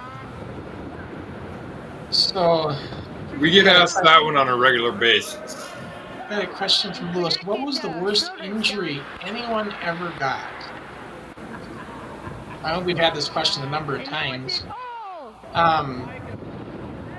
Well, we got to talk. I guess we got to say the Tokyo Terrace pile driver was bad. Well, that was a stinger, though. Right. It wasn't an injury, but it did leave him. Apparently, when I had talked to him a few years after that, he said his neck was still kind of bothering him. That was Peter Wynn, but that was kind of a close call pile driver, I guess you could say, but. Flat out injury. Terry bruised his ribs on that botch slam with you. Yep, and then your lip getting split open. Broke my finger. I remember with Steve in another match. Yep. Power slam. Got my finger jammed behind him. Yep, your dry dock blade job. I still have the scar. Yeah. But that was me. That was just me. I was 18, so I could do it. That was the new trend. I should have never did that. Juicy, they call it juicy, using a razor blade. And I tell you something, I'd never do it today. AIDS and stuff out there and everything. I'd never do that. That's how you can get yourself in more trouble than what you need. Exactly. Most of our blood in the NWF was blood capsules, especially in these days. Nobody was using any razor blades back here in this time. When I did this day was in '88. It was Ernie's League at that point. And it was a whole different deal. Here we go back to Mr. Yeah. CJ Pregler, our pro commentator announcer. Yeah, I really don't. Think about that. With question from Lewis though, what was your worst injury? Think of all the years we did this, and all the kids that came through, and all the matches we had. And I can count in one hand how many times somebody got hurt. Exactly. Mr. Nice Guy. And I'm not saying that we're just that good. I'm just saying there was a little bit of luck there. And the primary reason nobody got hurt is we weren't trying to hurt one another. We've got 5 seconds to get out of there. Right? Knock on wood, They do not want. we did a good job at taking care of each other. Yeah, there was. You're basically improvising with another kid, to do a match, and you're basically selling the moves. So you're trying to make each other look good. Is what you're doing, and so it's Exactly. I don't know. It's kind of like a chemistry you need to have in that ring, and everybody that was on the show knew exactly what that was all about. So that's. Nobody was in there trying to hurt somebody intentionally or anything like that. Just didn't happen. Like I said, folks, this is the darkest of all of our Armory shows, unfortunately. The lighting. So if you were there in person, it looked great. It looked just like a 1980s arena match where the rings lit up. But our cameras back then just didn't have the capability of picking up that kind of a lighting. We should have probably illuminated it more, and then it would have been a little better for the video. So the Invaders get the win. Terry Block. I wanted to talk about Terry Block a little bit, and this match is over. But what a great guy, huh, Dave? Oh yeah. Well, it was. Everybody liked him. Everybody liked him off the show. And a bit of a river. It was in Year 1 and 2 that actually brought me into the league. Yeah. I was gonna say Terry was all shy on camera for his interviews. He'd get real jittery, but off camera he was a river. He would pull practical jokes on you. Oh yeah.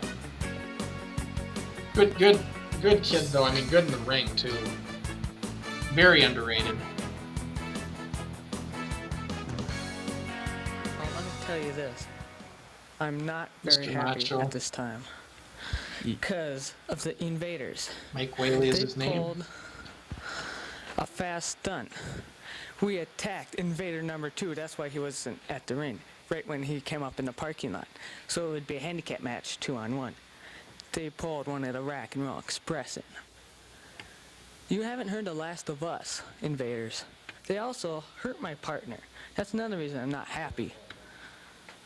They injured Mr. Destroyer, but that doesn't matter to me that much because I got a new big surprise coming. That's all you need to know. Now, Invader number 1 wrestled with Mike Bauer of the Rock and Roll Express, and I'd like to bring them both in right now, Invader number 1 and Invader number 2, find out exactly what happened. Invader number 2, why were you not able to join your partner and wrestle and defend the National Tag Team Championship tonight? Well, you know, that Mr. Macho guy was up here, and he says he beat me up in the parking lot. Well, that was not true at all. I was in Chicago, Illinois, wrestling the Ice Dragon, and he hurt my knee there, and I couldn't make it. And I was late for the flight, and I couldn't make it in time. So that's why I wasn't there. I wish I could have been there. I would love to be there with the nice guys, but I want the Ice Dragon, okay? Invader number 2 wanting the Ice Dragon. I'll tell you, there's There was some some confusion heat as there, to Dave. what exactly did come on between Invader number 2 and why he couldn't wrestle. Clean break by Mike of the Rock and Roll Express. Yeah, there was some heat with those guys. Chris Downs Stricken and with a punch to the stomach. Gary and Chad. Goes They, for the body they, slam. Oh, body slam, dude. He's picks like him I Well, said, this was a little bit of a hot wire.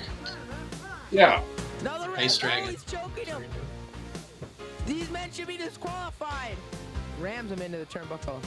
Double team, you know they're double teaming. He takes out. Oh. Great heel though. Ice Dragon was a great heel. 4 men in the Oh, ring. yeah. The That referee has attitude has lost made him a good heel. Ref's out of position. Bring it. Are we gonna do this? We have a split decision here. Double pin. So now we got the Ice Dragon and the Fly. Now, Chris wanted it to be Dr. Destruction. He wanted to be a teamed up with him, and I said, no, it's going to be you and the Fly. Because I needed the Fly to have somewhere to, you know, what would we do with the Fly? You know, this is my call. I said, no, Chris, I don't want you teaming up with Dr. Destruction. Chad didn't need a partner. Chad was fine on his own. Yeah. Jay was a tag team wrestler. He needed a partner, and Chris. So the two of them as brothers, it just made sense. Yeah.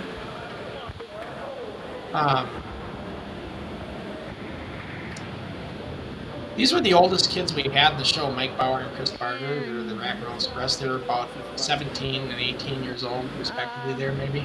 Yep. Joining us at ringside is And they joined just a week or two after I did. They did. They were at the Armory card like you, watching, and they wanted to get to be a part of it. That first Armory show. Jagoff. Yep. Chris Barger and Mike Bauer behind the scenes were pretty good. They came onto our that's where Jason and I put together the NWF Council. So it was Jason Klassen, Matt Kelsey, Steve Engstrom, and these two, Chris Barger and Mike Bauer. That was our council. And we all would come together. We'd have meetings, and we try to decide things going forward as a committee. It worked pretty well for a while. But a lot of ego clashes in those meetings. I don't tell you that. Everybody had their idea of what they wanted. At the ropes. Oh, and he holds his partner. Good teamwork here, by. And I was telling you how Rick Pitts was smashed and finished, wrecking up, screwing up finishes and stuff in this Yep. card. Well, when me and Mr. X have our match, he messes up our finish too. So our finish is muddy because he did a super fast count with us. And here you'll see me. I don't know, maybe I edited it out on the DVD, but I kind of come up and say, "You gotta reverse it. You gotta reverse it." I'm trying to talk to him like, so somebody sees me talking to him. Great guy. He was a great guy. Great at heart. Man, he can't show up at our shows drunk. He just can't.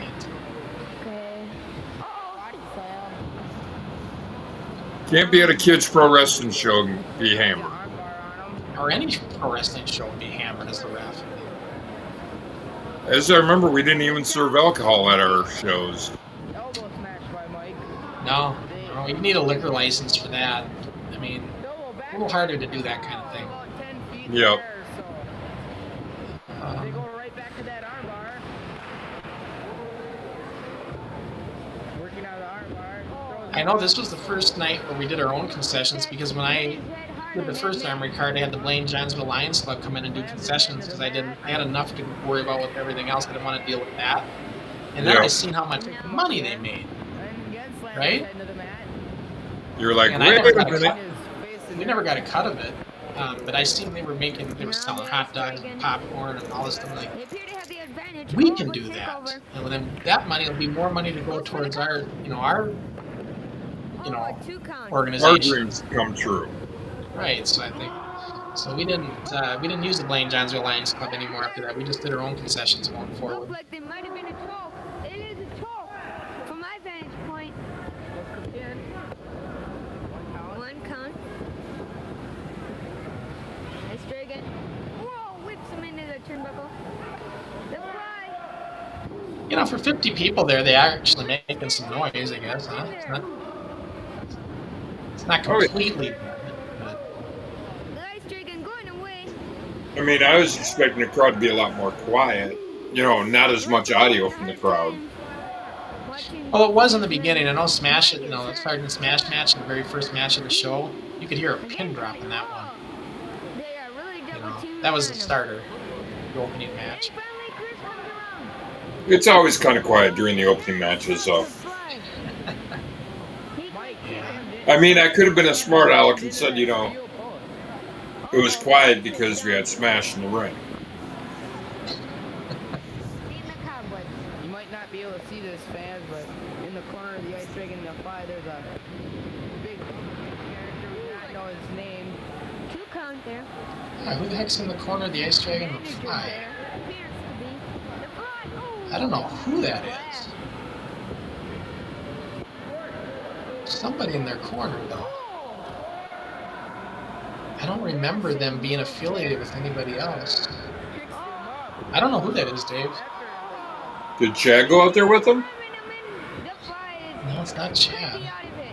Because Kelsey said, I don't know if you can see there's somebody in the corner, and even Matt didn't know who it was.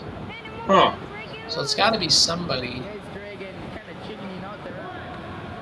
They knew. I don't know who. I'm trying to look at it, see if I can recognize him. But I don't know who that is. The only problem with this ring, Dave, it was a professional wrestling ring that was legit, but it wasn't 100% steel. So the ring is constructed in a way where you have steel beams going and making like a big plus in the middle of the center string. And Yep. all 4 corners should be steel beams, but some of them were steel, but most of them were wood. Right, I remember that. And we had a few oak 2x4s, those were fine. The pine 2x4s, you get slammed in the right spot in that ring and you'd snap them. Yep. So we'd have to do some, during some of the shows, we'd have to repair that ring on the fly during the show because we busted a couple 2x4s here and there. Yeah. If I remember, didn't that happen at the October 18th? I don't know if it happened there, but I know it happened on the August card. If you could just get it along. I remember that happening for sure. It might have done it on the October card too, actually. If we just had enough money to get the thing fully converted to steel, we'd be out of that mess. For number 1 contention. Oh, he is just working on that league. Yeah, this show had a battle royal as well, but the battle royal never made the DVD, and it's not going to be on here tonight either, because the battle royal, this card was so long that the battle royal got cut off. We never got the finish of the battle royal on tape. Huh. I believe it was Mr. Macho that won it though. Yeah, that battle royal didn't get. So I think I felt since we don't have the battle royal complete, why even bother having it on the DVD? Yep.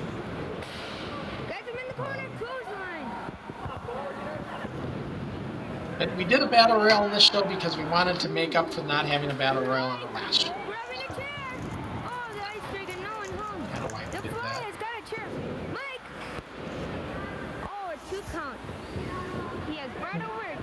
we are kind of. There isn't many matches left here after this one. They got Ice Dragon. Oh, they're choking him with that rope. I mean, I think all we got left here is just myself and the Barbarians. Me and Steve, me and Mr. X, and then the Barbarians against the Dream Team, Stenerson and Butcher. Where's Mike going on it? Oh, he grabbed his legs. Oh. Dream Team going after the world tag titles, huh? Yeah, Stenerson and Bulldog the Butcher. Why? Uh-oh, he's got him. Come at the rope. That's right. Appears Yeah, I guess I can see what he was saying. You know, when Sports Tech mentioned it had a little more of an MMA feel. You know, if you kind of watch the way the matches are going, it just has a more of an edge to it. Yep. You know, definitely a change of pace from like the Garage or Group W cable days, right? Exactly. You can see all the empty chairs in this scene here. Huh? There's that guy again. He's like got a big white jacket on. He's a big guy too. Who the heck is that? I wish I knew. Maybe it's somebody the winners of this Ice Dragon knew. by disqualification. Well, yeah. But why can't I remember? Usually I'm good at that stuff. I do not remember who that is. Something they had planned and didn't tell us about. Yeah.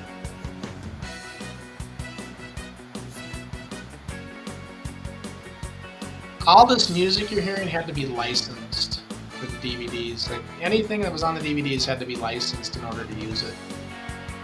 And now, coming into the ring, we have, from Chicago, Illinois, not coming into the ring, coming into the studio, the Ice Dragon, the Indiana State Champion. The Ice Dragon and the Fly were disqualified against the Rock and Roll Express. Anything to say? We weren't disqualified. We wasted them turkeys. I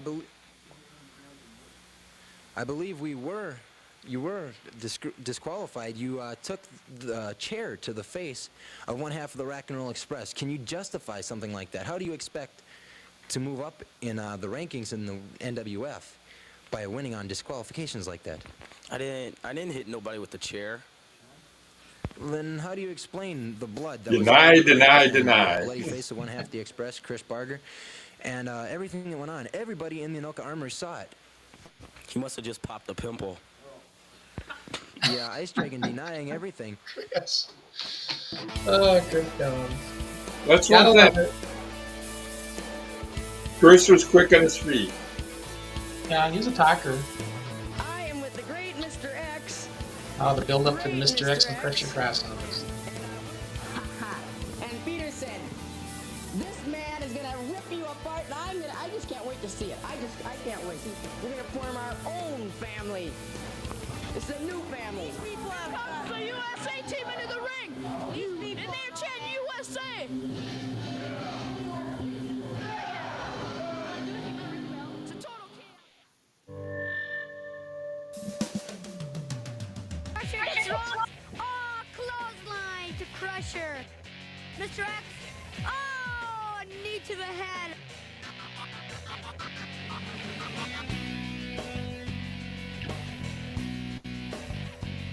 I'll tell you something. Working with Steve in the ring was like how do they say it, Dave? A night off. At least for me. At least for me. Your match was a little different, but no, Well, my he was match, really- you could see how stiff he was. Yeah, we watched it. I mean, I'm not denying that. But I don't know. My time with him in the ring, it was just he and I just had a chemistry in that ring that just was almost unparalleled. The only other person I had chemistry like that with was Troy Stenerson to that level. Oh yeah, you and Troy, it was. Yes, Stenerson was equally smooth for a big guy that he was. I mean, he was big for us, right? Yeah. Stenerson was very, very easy to work with in the ring. And yeah, but Steve was really good. Whether it was Pretty Boy Taylor or his Mr. X, he's in the mask here, he was just really good to work with in the ring. And you know, the bumps he could take makes me look good, and then I try to do the same for him. So our match is not a lot of rest holds. There's a few, but in most Broadways you have lots of rest holds, right, to catch your breath. Yeah. All right, ladies and gentlemen, We have a few, but coming up it's next mainly is just a the seesaw back and forth type Royals. match. And Or the Barbarians and versus someone unfortunately, we else. got Yeah, Rick you know. Pitts in there, as drunk as he was, and he messed us up our finish a little bit. But I don't know. I think I might have edited that out though, Dave.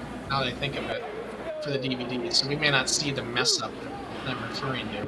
See, if you wouldn't have said anything, nobody would have known, Crusher. Yeah, I remember it though. I remember it happening. Crusher crossing against Mr. X. But any other questions from the guys? Go ahead and feel free to ask questions. And as I said earlier, this DVD is available at NWFWrestling.org. Yeah, it is. I gotta say, Along this, with the T-shirts. And Yep, and our shirts, you know, our T-shirts that we sell on our website, we don't make any money on those really. They're just at cost. Crusher crossing. Reeled into the We just like to, you know, promote the league. by Mr. X. we No, enjoy, this is I was gonna say we this is enjoy one the of my. promotion and telling our story. This match, Dave, one of my best matches with Steve. Okay. It was a great match. Remember when I told you when I was done, I was just wiped, I was just spent, and I had to go chug a bunch of Cokes? Yep. As soon as I finished, some fan that was here in attendance came up and seen me over there. He was I don't know who he was, but he was in his like 20s or 30s. He's much older. But he came up to me and he just goes, I just want to shake your hand. He goes, I thought that was one of the best matches I've seen in a long time. That's what he told me. Now he's probably being more extra complimentary, right?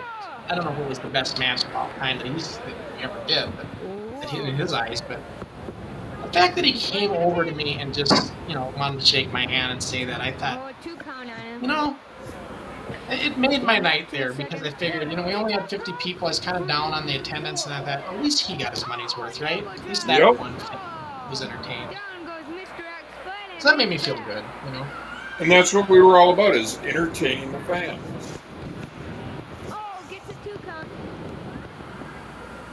I mean, you know, right now I can't see our numbers, but, you know, we may only have one fan watching right now, but... Now, our YouTuber averaging, our live watches average around a dozen, 2 dozen sometimes.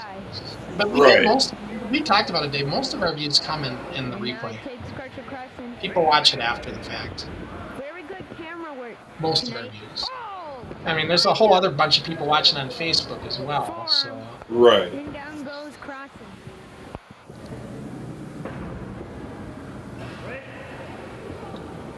Lifts them up. Oh! Trying to reach So out. we got people over there as well. Got them in the corner.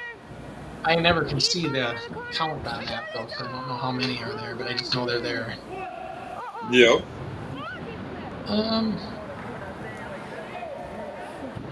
Yeah, we were... And see, all the moves you're seeing right now with me and Steve, this is what basically was what was happening in regular wrestling at the time, professional wrestling at that time. These were the moves you did. It's going down. You would have power slam like this, or you know, clotheslines and drop kicks and those kind of things. Those were the moves. It's different today. You know, It wasn't a 450. Yeah, hurricanratas. Yep. I mean, yeah, the moves have evolved to, and it's just a different kind of match nowadays. But back I remember in 88, 89 when the Great Muta came to the States for the first time and started doing a moonsault. Yeah. It blew my mind. What is Mr. X? Yeah. He seems to be unloosened and talkable. Yeah, I know. I mean, I remember seeing, gosh, even when Randy Savage would go off the top rope on the outside. Yep. Remember? You know, outside the ring, you do that. That was starting to get into that more and more like that. Right across the chest. Uh-oh, wind up. Oh, down goes Mr. X. Yeah, Steve, Crossen, trying to one of the regain best, his Dave. strength. You know, his actual, I've said this before and I'm going to say it Right again. down. Mr. X Steve's coming back. bumping ability. Now, when I say bumping, people don't know what I'm talking about. Like if I give him a back body drop, or I slam him, or something like that, where he takes a bump, right? That's what it means. Any move that he takes from you is a bump. The bumps. Just his bumping ability. I'm not talking about match chemistry. I'm not talking about all that other stuff. But just his bumping. One of the best in all of wrestling at that time, in 1986, for sure.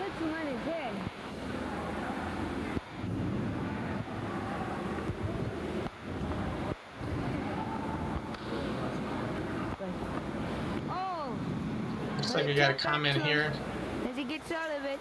Gizmo says, Crusher, it seems like this match was one of your best matches. It looks so real, even in this darkened video. You seem very evenly matched as opponents. Well, thanks, Gizmo. I appreciate that, because that's my feelings. That's what I wanted to get out of it. That's what I wanted this to appear as. And that's why we decided to do this Broadway time limit, because I wanted to make it look like it was just a real challenge from start to finish, you know? That was my thinking. And I knew Steve could do it. You know, not everybody can do a Broadway, Dave. I mean, that's not for everybody. No. People get gassed out. They just can't, you know, don't have the endurance. I'm telling you something. If you've never been in the ring, you don't know how much it takes physically, you know, even a regular match. You know, I'm going to throw something out here real quick. There's a lot of people who use the term fake when referring to wrestling. Wrestling is very athletic. It's an endurance contest with yourself. Yeah. I mean, take it from me. I know where I've seen people do a 5-minute match and get blown up. Oh, yeah. Took off tonight from the David Letterman show. We managed to do, and as you can see, it's just a back and forth, kind of a seesaw, reversals, whatever, back and forth. That's what we try to do. Well, ladies and gentlemen, you can see me Monday, you know, and just try to entertain the fans. You know, really try to give them what they paid for. Is, you know, what we're trying to do. Exactly. And it doesn't matter who wins or loses. You know, Steve and I understood that. You know, some of the other younger kids, they weren't over that part of it, the work part. You know, they wanted to be the champions. They wanted to win the matches, right? They're not seeing the bigger picture all the time. That was what was hard with the littler kids. Yep. Like Super D's, and not so much as Super D's. The Super D's did whatever. Rod and Troy never argued anything, but there were kids, younger, you know, in our lightweight division that just didn't always see the big picture of the work. You know, when I say work, we're working this, right? We're putting on a show. We're not, you know, trying to actually win. Even though there was a time when that happened, Dave. Yeah. We talked about it a number of times on the show when we do our 1985 stuff, when all the championship matches were shoots. Nothing was decided, and you really did have to win by a pin or submission. Totally different match. Really. And you yourself have said it's kind of gotten better with working. Oh, yeah. Yeah, I mean, well, you can see it here, Gizmo, and everybody. I mean, like, the level of quality as far as professional wrestling goes is much more improved at this point in time than it was, say, in '85 at this time, when we were in the garage. Yep. What an attempt by Crusher Crossen. The show evolved. And not only did the show evolve, the wrestling technique evolved. Exactly. Crossen coming out.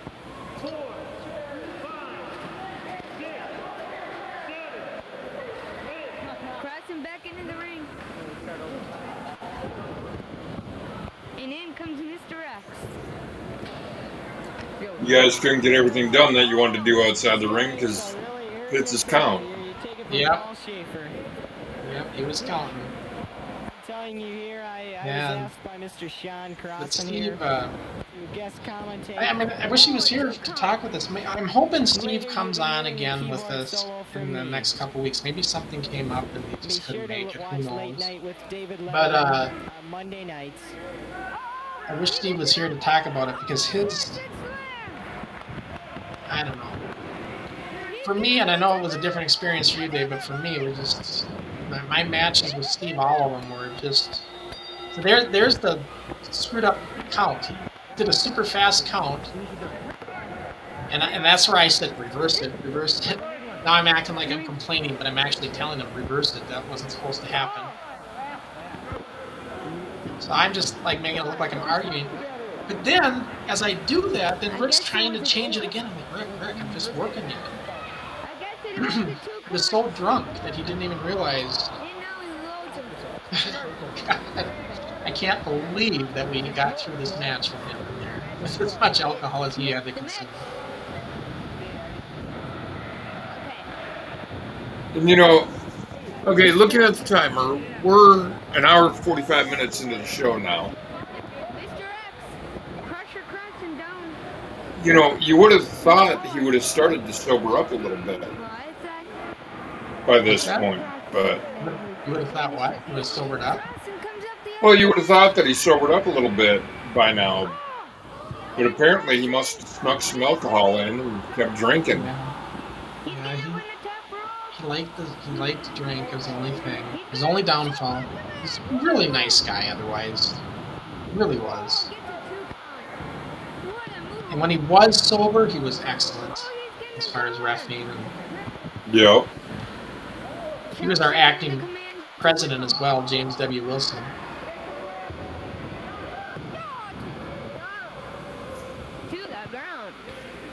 Well, you got a little bit of a rest spot here, I guess, to catch your breath. Well, as we said, during that Broadway, you have to get some rest moves in. Yeah, you do. I mean, you can't go nonstop the whole time. It's just... And I mean, Steamboat Flair, lots of rest holds in there. Lots of time burners in those matches.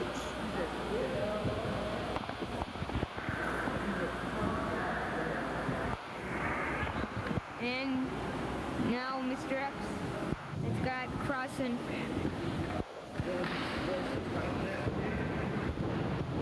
Oh, and a wind-up. Mr. X kicks. Oh, and you saw a kick to the back of the leg at Crusher Crossen there?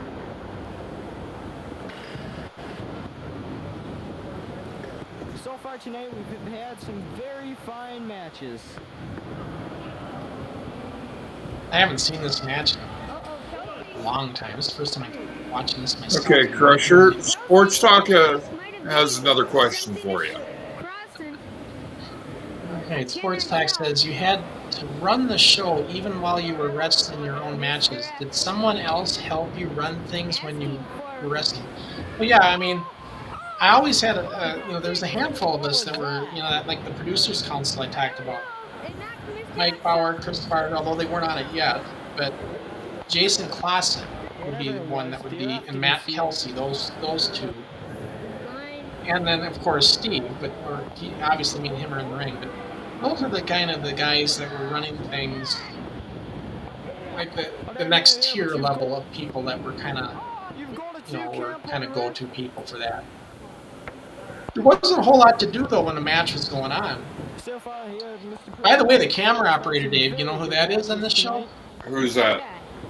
Luscious Larry. Coming up, ladies and gentlemen, we have the 20-man battle royal. Working his way in. That's why he moves around so much. Yeah, he's working his way in, trying to, kind of pay his dues. He's actually running the camera. I don't know if anybody knew that. Anyway, yeah, so you got matches going on, but in the back, the guys are just, they got the monitors, so they're watching, and they're just, talking about their match they had. There wasn't a lot to, really run at this point.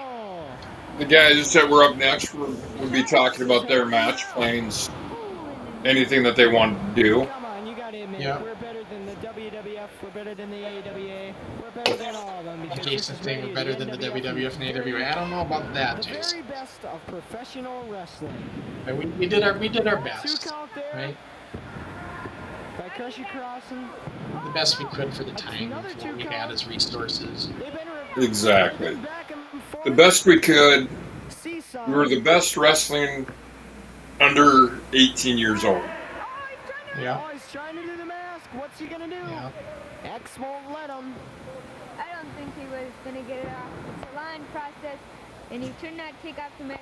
He should Very long. stay with It takes X himself 5 minutes to put the mask on. and you should just They're talking about stick or stick trying to your get the line mask on off. the mask. It's a Let's long look at it. process. Crusher takes that mask on. He's not gonna bother to untie the strings. This there. is where He's gonna Steve roll ruined the it off. Mr. X mask, though.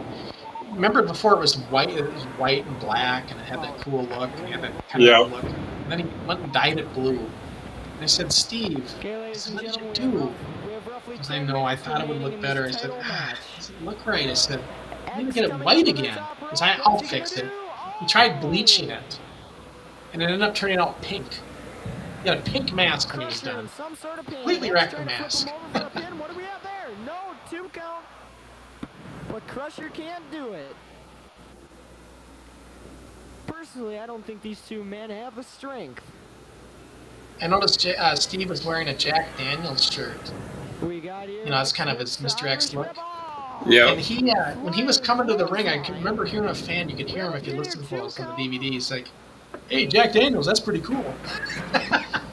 Some young kid in the crowd, some teenager. Yep. Another question for you, Crusher. Got pinned there. Yeah. We don't know how many times Crusher giving him the Irish whip. What's he gonna do? Oh! How did the ref know when to count to 3? Did he decide when someone went? Yeah, normally, well, so like in this case, yeah, these finishes, we always had the finish planned out, so the ref knew how the match was going to end. He would know that. Not But that's about it. So everything else is just, worked in, worked out. He knows not to do 3 count. In this case, Rick was so drunk he couldn't remember. Crossen. And that's why he did that super fast count when it wasn't even supposed to happen. We have a 20-man So that was the battle problem. coming He up was drunk. After He the was drunk. Thunder. Yeah. Thunder tag I- team match. Barbarian. I can bitch about it, but you know what? Rick was a nice guy. It's hard to be mad at him for it. Oh, Mr. He was really a nice guy. What's Oh, he yeah. gonna do? Oh, The Barbarian. Anvil, and he misses. But he did scrubber finishes Dream team. on this card for sure. Super D's was a mess. This one became one. Out. Ended way too prematurely, and then we had to start it up These again. men were, you'd be home in bed.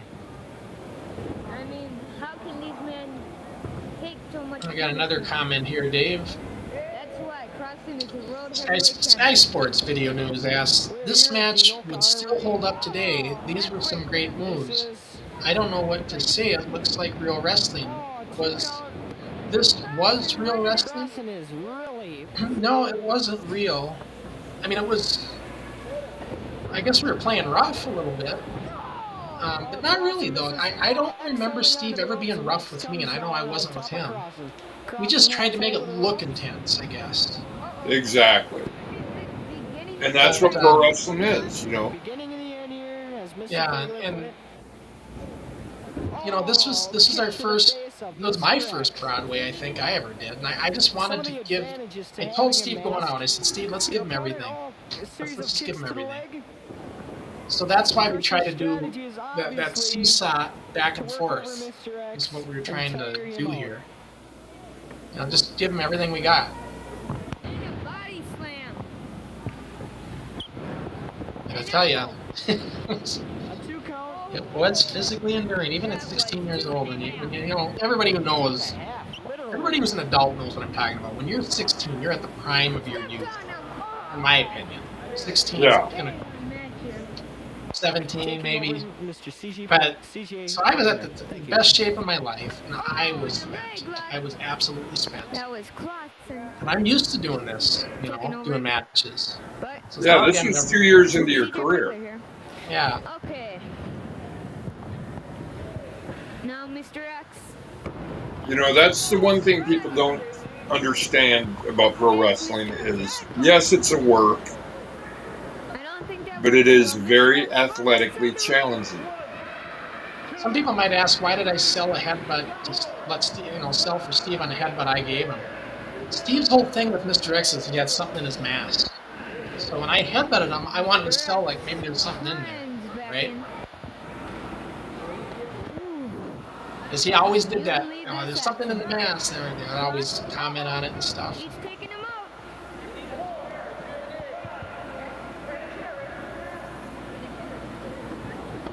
Oh, and he rams him into this table. Right into some kind of hard object.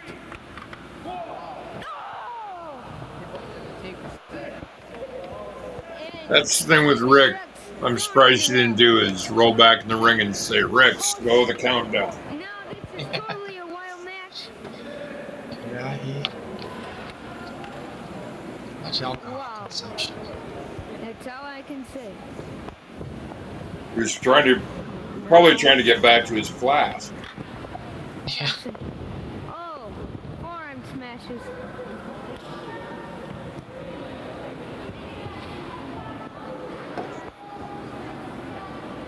I'm trying to remember, didn't the Barbarians bring Pitts in?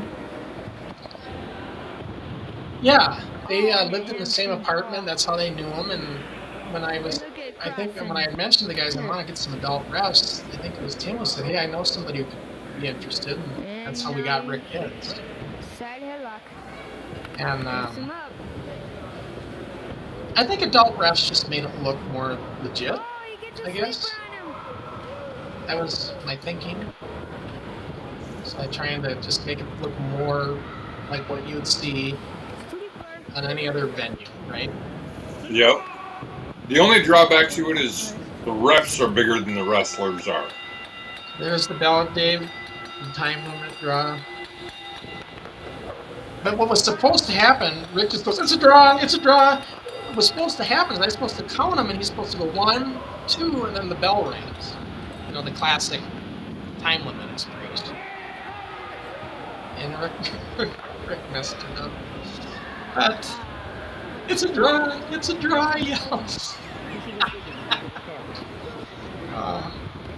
Good.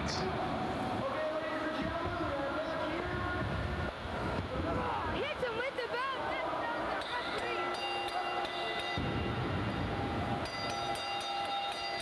Cannot believe this pandemonium. Freaking in there. Are you guys getting Jason involved in that?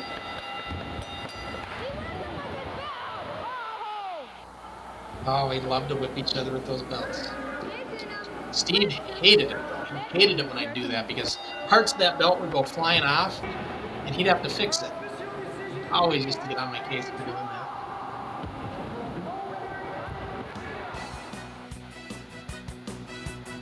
Yeah, we did. We did give him a lot in that one. I mean, we did a lot of moves. Steve was good, though. If it wasn't for Steve being able to take bumps like that, I mean,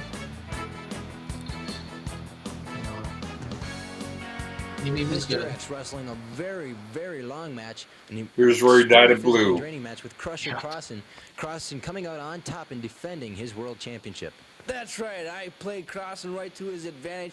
I let him kick me around the ring until the last moment. And at the last moment, you saw what happened. I got him out. I ran his head into the table, put him out for a 3 count. And the rest decided, well, I'm going to throw it out. So he throws out the match. I'd like to have a rematch, but I've got bigger and better things to go on to. I didn't know where I was, and I didn't know who I was talking to or what I was doing. X, I heard you shouting your mouth off earlier. You're going to go on to bigger and better things, so what much more can you get that's bigger and better, X? I'll be ready for you again, and I'm going to get you in the ring. And I can't yell in here. There's promoters working day and night on this card coming up October 17th. I'd yell my head off. But you can see how serious I am right here. And X, I'll get you back, and I'll be the first person to take that mask off you. Hated my interviews. Absolutely hate them. I hate watching them. I do. I don't like them. I was not the best in interviews. I'll just say that. And here we got some Barbarians and yeah, the Barbarians. Yep, they were kind of our Road Warrior style team. And the Dream Team consisting of Slick Steenerson, we were talking about him earlier, Troy Steenerson, and Bulldog the Butcher. This would be Bulldog's last match, really, Dave, because he wanted to go to the commentating table. Kind of be like a Jesse Ventura type. Yep. So Butcher in this match fakes an injury out there and it scared me half to death. Here, somebody's asked about injuries. So I didn't know they were going to do this. That's why it scared me. But Troy ends up in this match. Butcher gets run into the lockers at the end of it, and he's like yelling in pain, like he's really hurt. I mean, and everybody thought he was. And I remember Chris Parker says, "We got a serious injury out there." I'm like, shit, and I went running out there, and I went right down to Troy and said, "What happened?" He goes, and this is Troy Otto. No, excuse me, 160 pounds. I'm fine, I'm just making it. God damn it, Troy. It's all right. I said, let's get some help, and I just tried to sell, but I forgot to remember. I said, Troy, next time you do something like that, you got to let us know. It scared me half to death. So all we need is somebody to get hurt. And here, with commentary, One or two times I've seen you get stared at the finish of a match. Well, yeah, because it sounded serious. You know? Well, as you remember when we watched that pole barn taping, where Thandar and I went against each other, he hit me with a pile driver and I sold it. Oh yeah, that's right. I came in there too. Yeah. Camera cut off on that one, but yeah. Yep, but you were diving into the ring as the camera cuts off. And an equally impressive combination of the World Heavyweight Tag Team Champions, the Barbarians. We had a lot of Lady Luck was on our side a little bit when it came to some, injuries situations. But, I don't believe wimps like you support people like the Barbarians. Excuse but me. again, we weren't trying to hurt each other 95% of the time, right? Not that we were the other 5, but I mean, we just weren't trying to hurt each other. Things happen, you know. Even in the shoot title matches in '85 that we did, where everything was, real wrestling, we weren't trying to hurt each other there either. We were being competitive, we were trying to win, but we weren't trying to hurt each other. No. The ref has not started counting yet, but your Bulldog's seriously injured. We can see that. No timeout. No timeout. This isn't where he got run into the lockers, though. No timeouts. When they said seriously injured, that was just... Sundar doesn't like this referee's reffing, obviously. I wish we had better lighting. I really wish we had better lighting on this one. Not knowing his intentions. Of course, Dave, if it was lit up better, we'd see the empty seats. Exactly. So in a way, it's kind of a sword that cuts both ways. It's a plus that it's dark. I mean, it's a trick promoters use nowadays. Yeah. Slick Steenerson there. Butcher Bulldog over on us here. That was major. Smashed into the turnbuckles. Lots of good questions tonight from the viewers. I think we had some great ones. You know, that's one thing about the Barbarians. Thandar can be a little stiff. Oh yeah. You know, I can tell you that firsthand. With my matches that I had with them. We've kind of had opposite effects with people. Yeah, he was easier with you. Yeah. Well, the reason he was stiff with me, Dave, is because our egos were clashing big time in our match. Yeah. Thandar's the bigger of the two Barbarians in there. And the darker hair. Yeah. Big, strong kid is what he was. Oh, yeah. And, yeah, my match was, we watched it a few weeks ago, or a month or whatever it was. It was pretty intense. That's for sure. Oh, come on, ref. Perfectly executed by the Barbarian. You can say whatever you want. It's like we got a comment here from Gizmo. He says, was the camera mounted for these matches? Yeah, it was mounted on a tripod. Camera stationary in the back.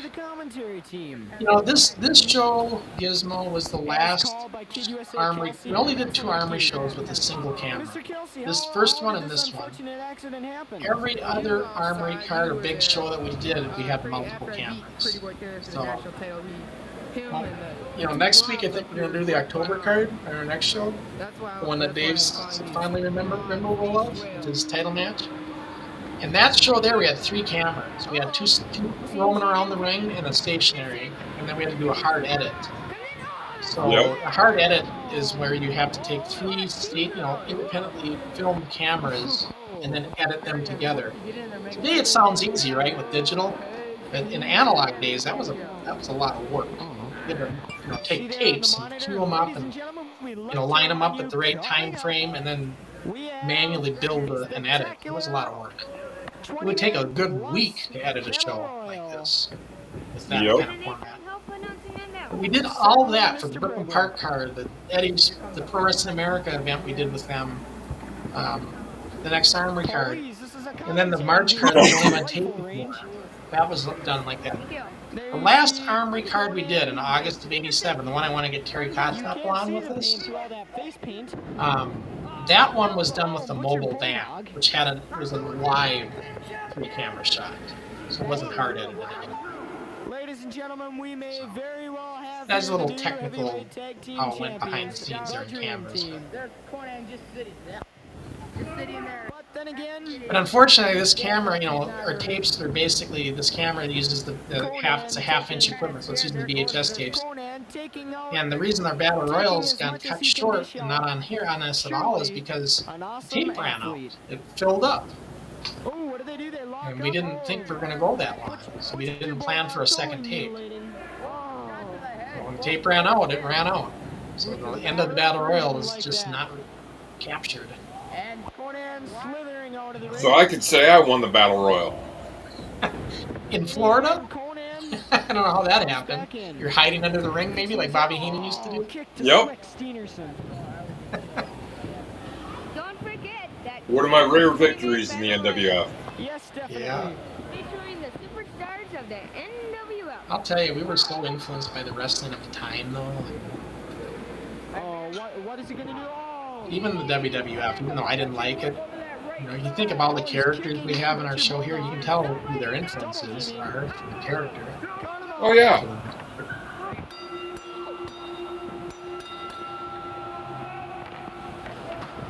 Here goes Rick again, screwing up a finish.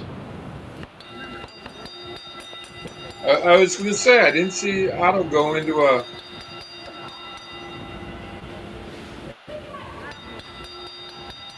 I'm trying to see what happened here. Getting a little physical with the guys, even. Double count out. So that was the show. I didn't capture the ending credits, but good show. I mean, it was a good Armory. Oh, yeah. The matches were good. Let's just say that. I think the matches were pretty solid. The match quality was good. Desire. It's just the ref was questionable. Rest in peace, Rick. I mean, he passed away, 20-some years ago, 25 years ago? Heart Oh, attack. I'm not even sure. Yeah, I know he passed away, but long time ago. But no, I mean, like I said, he had a good heart. He just. Yep. But I'll tell you, I gave him a little tongue lashing on that show. I said, Rick, dude, you can't do this. You can't show up like this. If you want to keep doing this, you got to be sober. And then going forward, I don't think we ever had an episode like this. He might have had a couple drinks now and then before a show, but he never came blitzed again. Exactly. So that's one thing I can honestly say in all my time. I've never entered a ring hungover. Well, you have to kind of backtrack now, huh? Not in the NWF, you didn't. No, not in the NWF. I've never entered the ring drunk. No. No Jeff Hardy instances. Dave, what do you remember? I know you weren't on this show, but you'll be on the next one. I'm going to do October. But what were you feeling when it was all over? Like, what was going through your head back then? Like, what did you think? Oh, sitting back in the locker room after a match, it's just elation, joy, just positive vibes from, being out there in front of the crowd and just enjoying the way things went. Yeah, I mean, it was just kind of on a cloud nine, right? I mean, we all were. Yeah, in all reality. After these Armory shows. Thank you, Sports Talk. We appreciate it. Try to give you the insight as best I can. You know, my memory's getting worse, but I try to remember as much as I can. And Gizmos, love the matches tonight. Great show. You guys are the ones that we have we have a number of people watching. We don't get everybody commenting though, so I'm glad that you guys always do. So, makes it better for us when we got interaction, right, Dave? Exactly. That's part of what we want to do with this show is interact with you guys, answer any questions you have to the best of our abilities. Yeah. I know when Jamie and I did a show without you, we may have struggled a few times with questions, but Dave is one of my favorite shows of all of them we ever did. I loved that show, and I wasn't even on it. So it was a great show you guys did. And you know what it showed me? Showed me that I can step away sometimes, and I can know the show's in good hands. So exactly. That was a great show. I wish Jamie could come on more often with us. He's very busy though. Yeah. But if we ever need him, he said he's always there. He'll do his best to try to come on for us if we ever need him on and stuff. So, and Terry, we got guys in the back burner here. Tony Levitz wants to come on to be a guest. We got to get him on. The Tough Tony, we've seen him earlier. Yeah. Terry Costello, got to get him on. Jason Klassen is still in there. I've been talking with him. Oh, okay. So we want to get him on here too. It would be the instructors, Yeah. Yeah, I forgot about that. John Hoffman. And we got to get all three of them together. Trust me when I say this. You will see the Destructors. They will come on. John Hoffman's a good friend of mine, and I know he gave me his word that he's going to do it. He's just going to make it happen. So it's just a matter of time. But we will have that, Gizmo again says, honestly, that was my favorite show. Yeah, you know what's nice about it? It felt like a regular house show from the 80s that you would see. Yep. It had that vibe. It had an AWA, NWA vibe to it where the ring was lit up, the crowd was dark. Yeah. And the matches were, competitive. They had a competitive feel even though they were works. Exactly. Yeah. I'll tell you something though. Man, for me, that was one of my favorite matches with Steve. At the same time, one of the most physical, enduring I ever did. I wish I could tell you. I can't put it in. I'm not using the right words, but it was just. I was drained.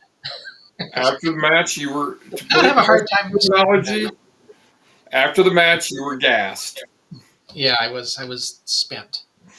And and I can't be because I have to tear down. I'm the main guy tearing the ring down. We never talked about it, but the way the shows ended was like all of us kids then would be the crew, and we'd have to go take all the chairs, put all the chairs away. We'd have to break the ring down. We'd have to load it up. We didn't have some crew doing that. It was us. Yep. Everybody pitched in, and we just Of course, we waited for the fans to leave before we did that. We didn't want them to see us doing that. We had a little image to upkeep, but yeah.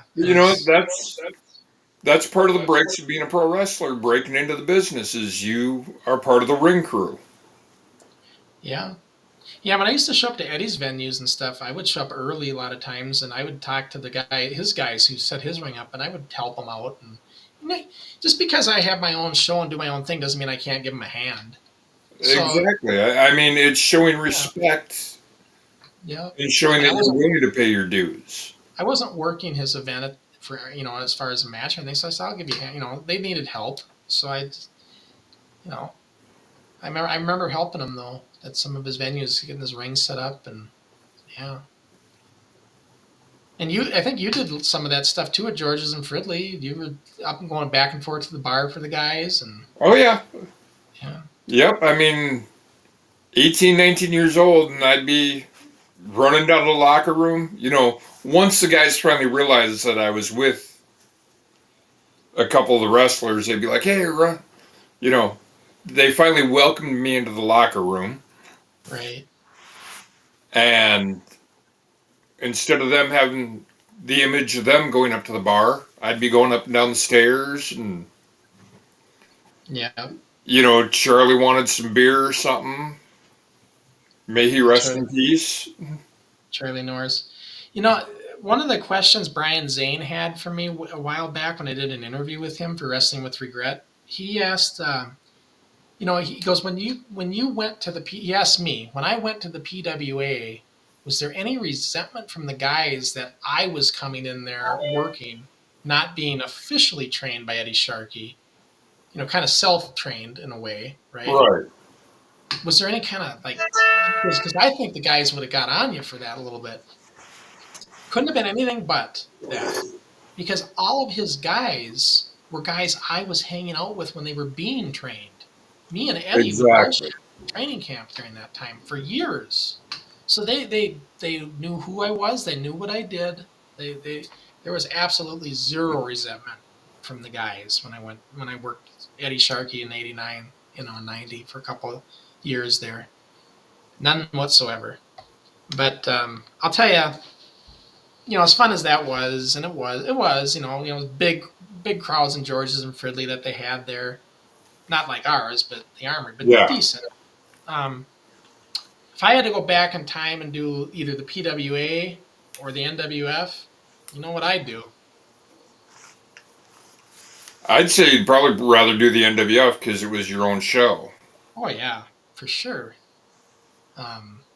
Even though it wasn't professional with a capital P like Eddie Sharkey, and with his independent thing, I still would go back to the NWF. The NWF was just, it was more, the bottom line, it was more fun. So. Yep.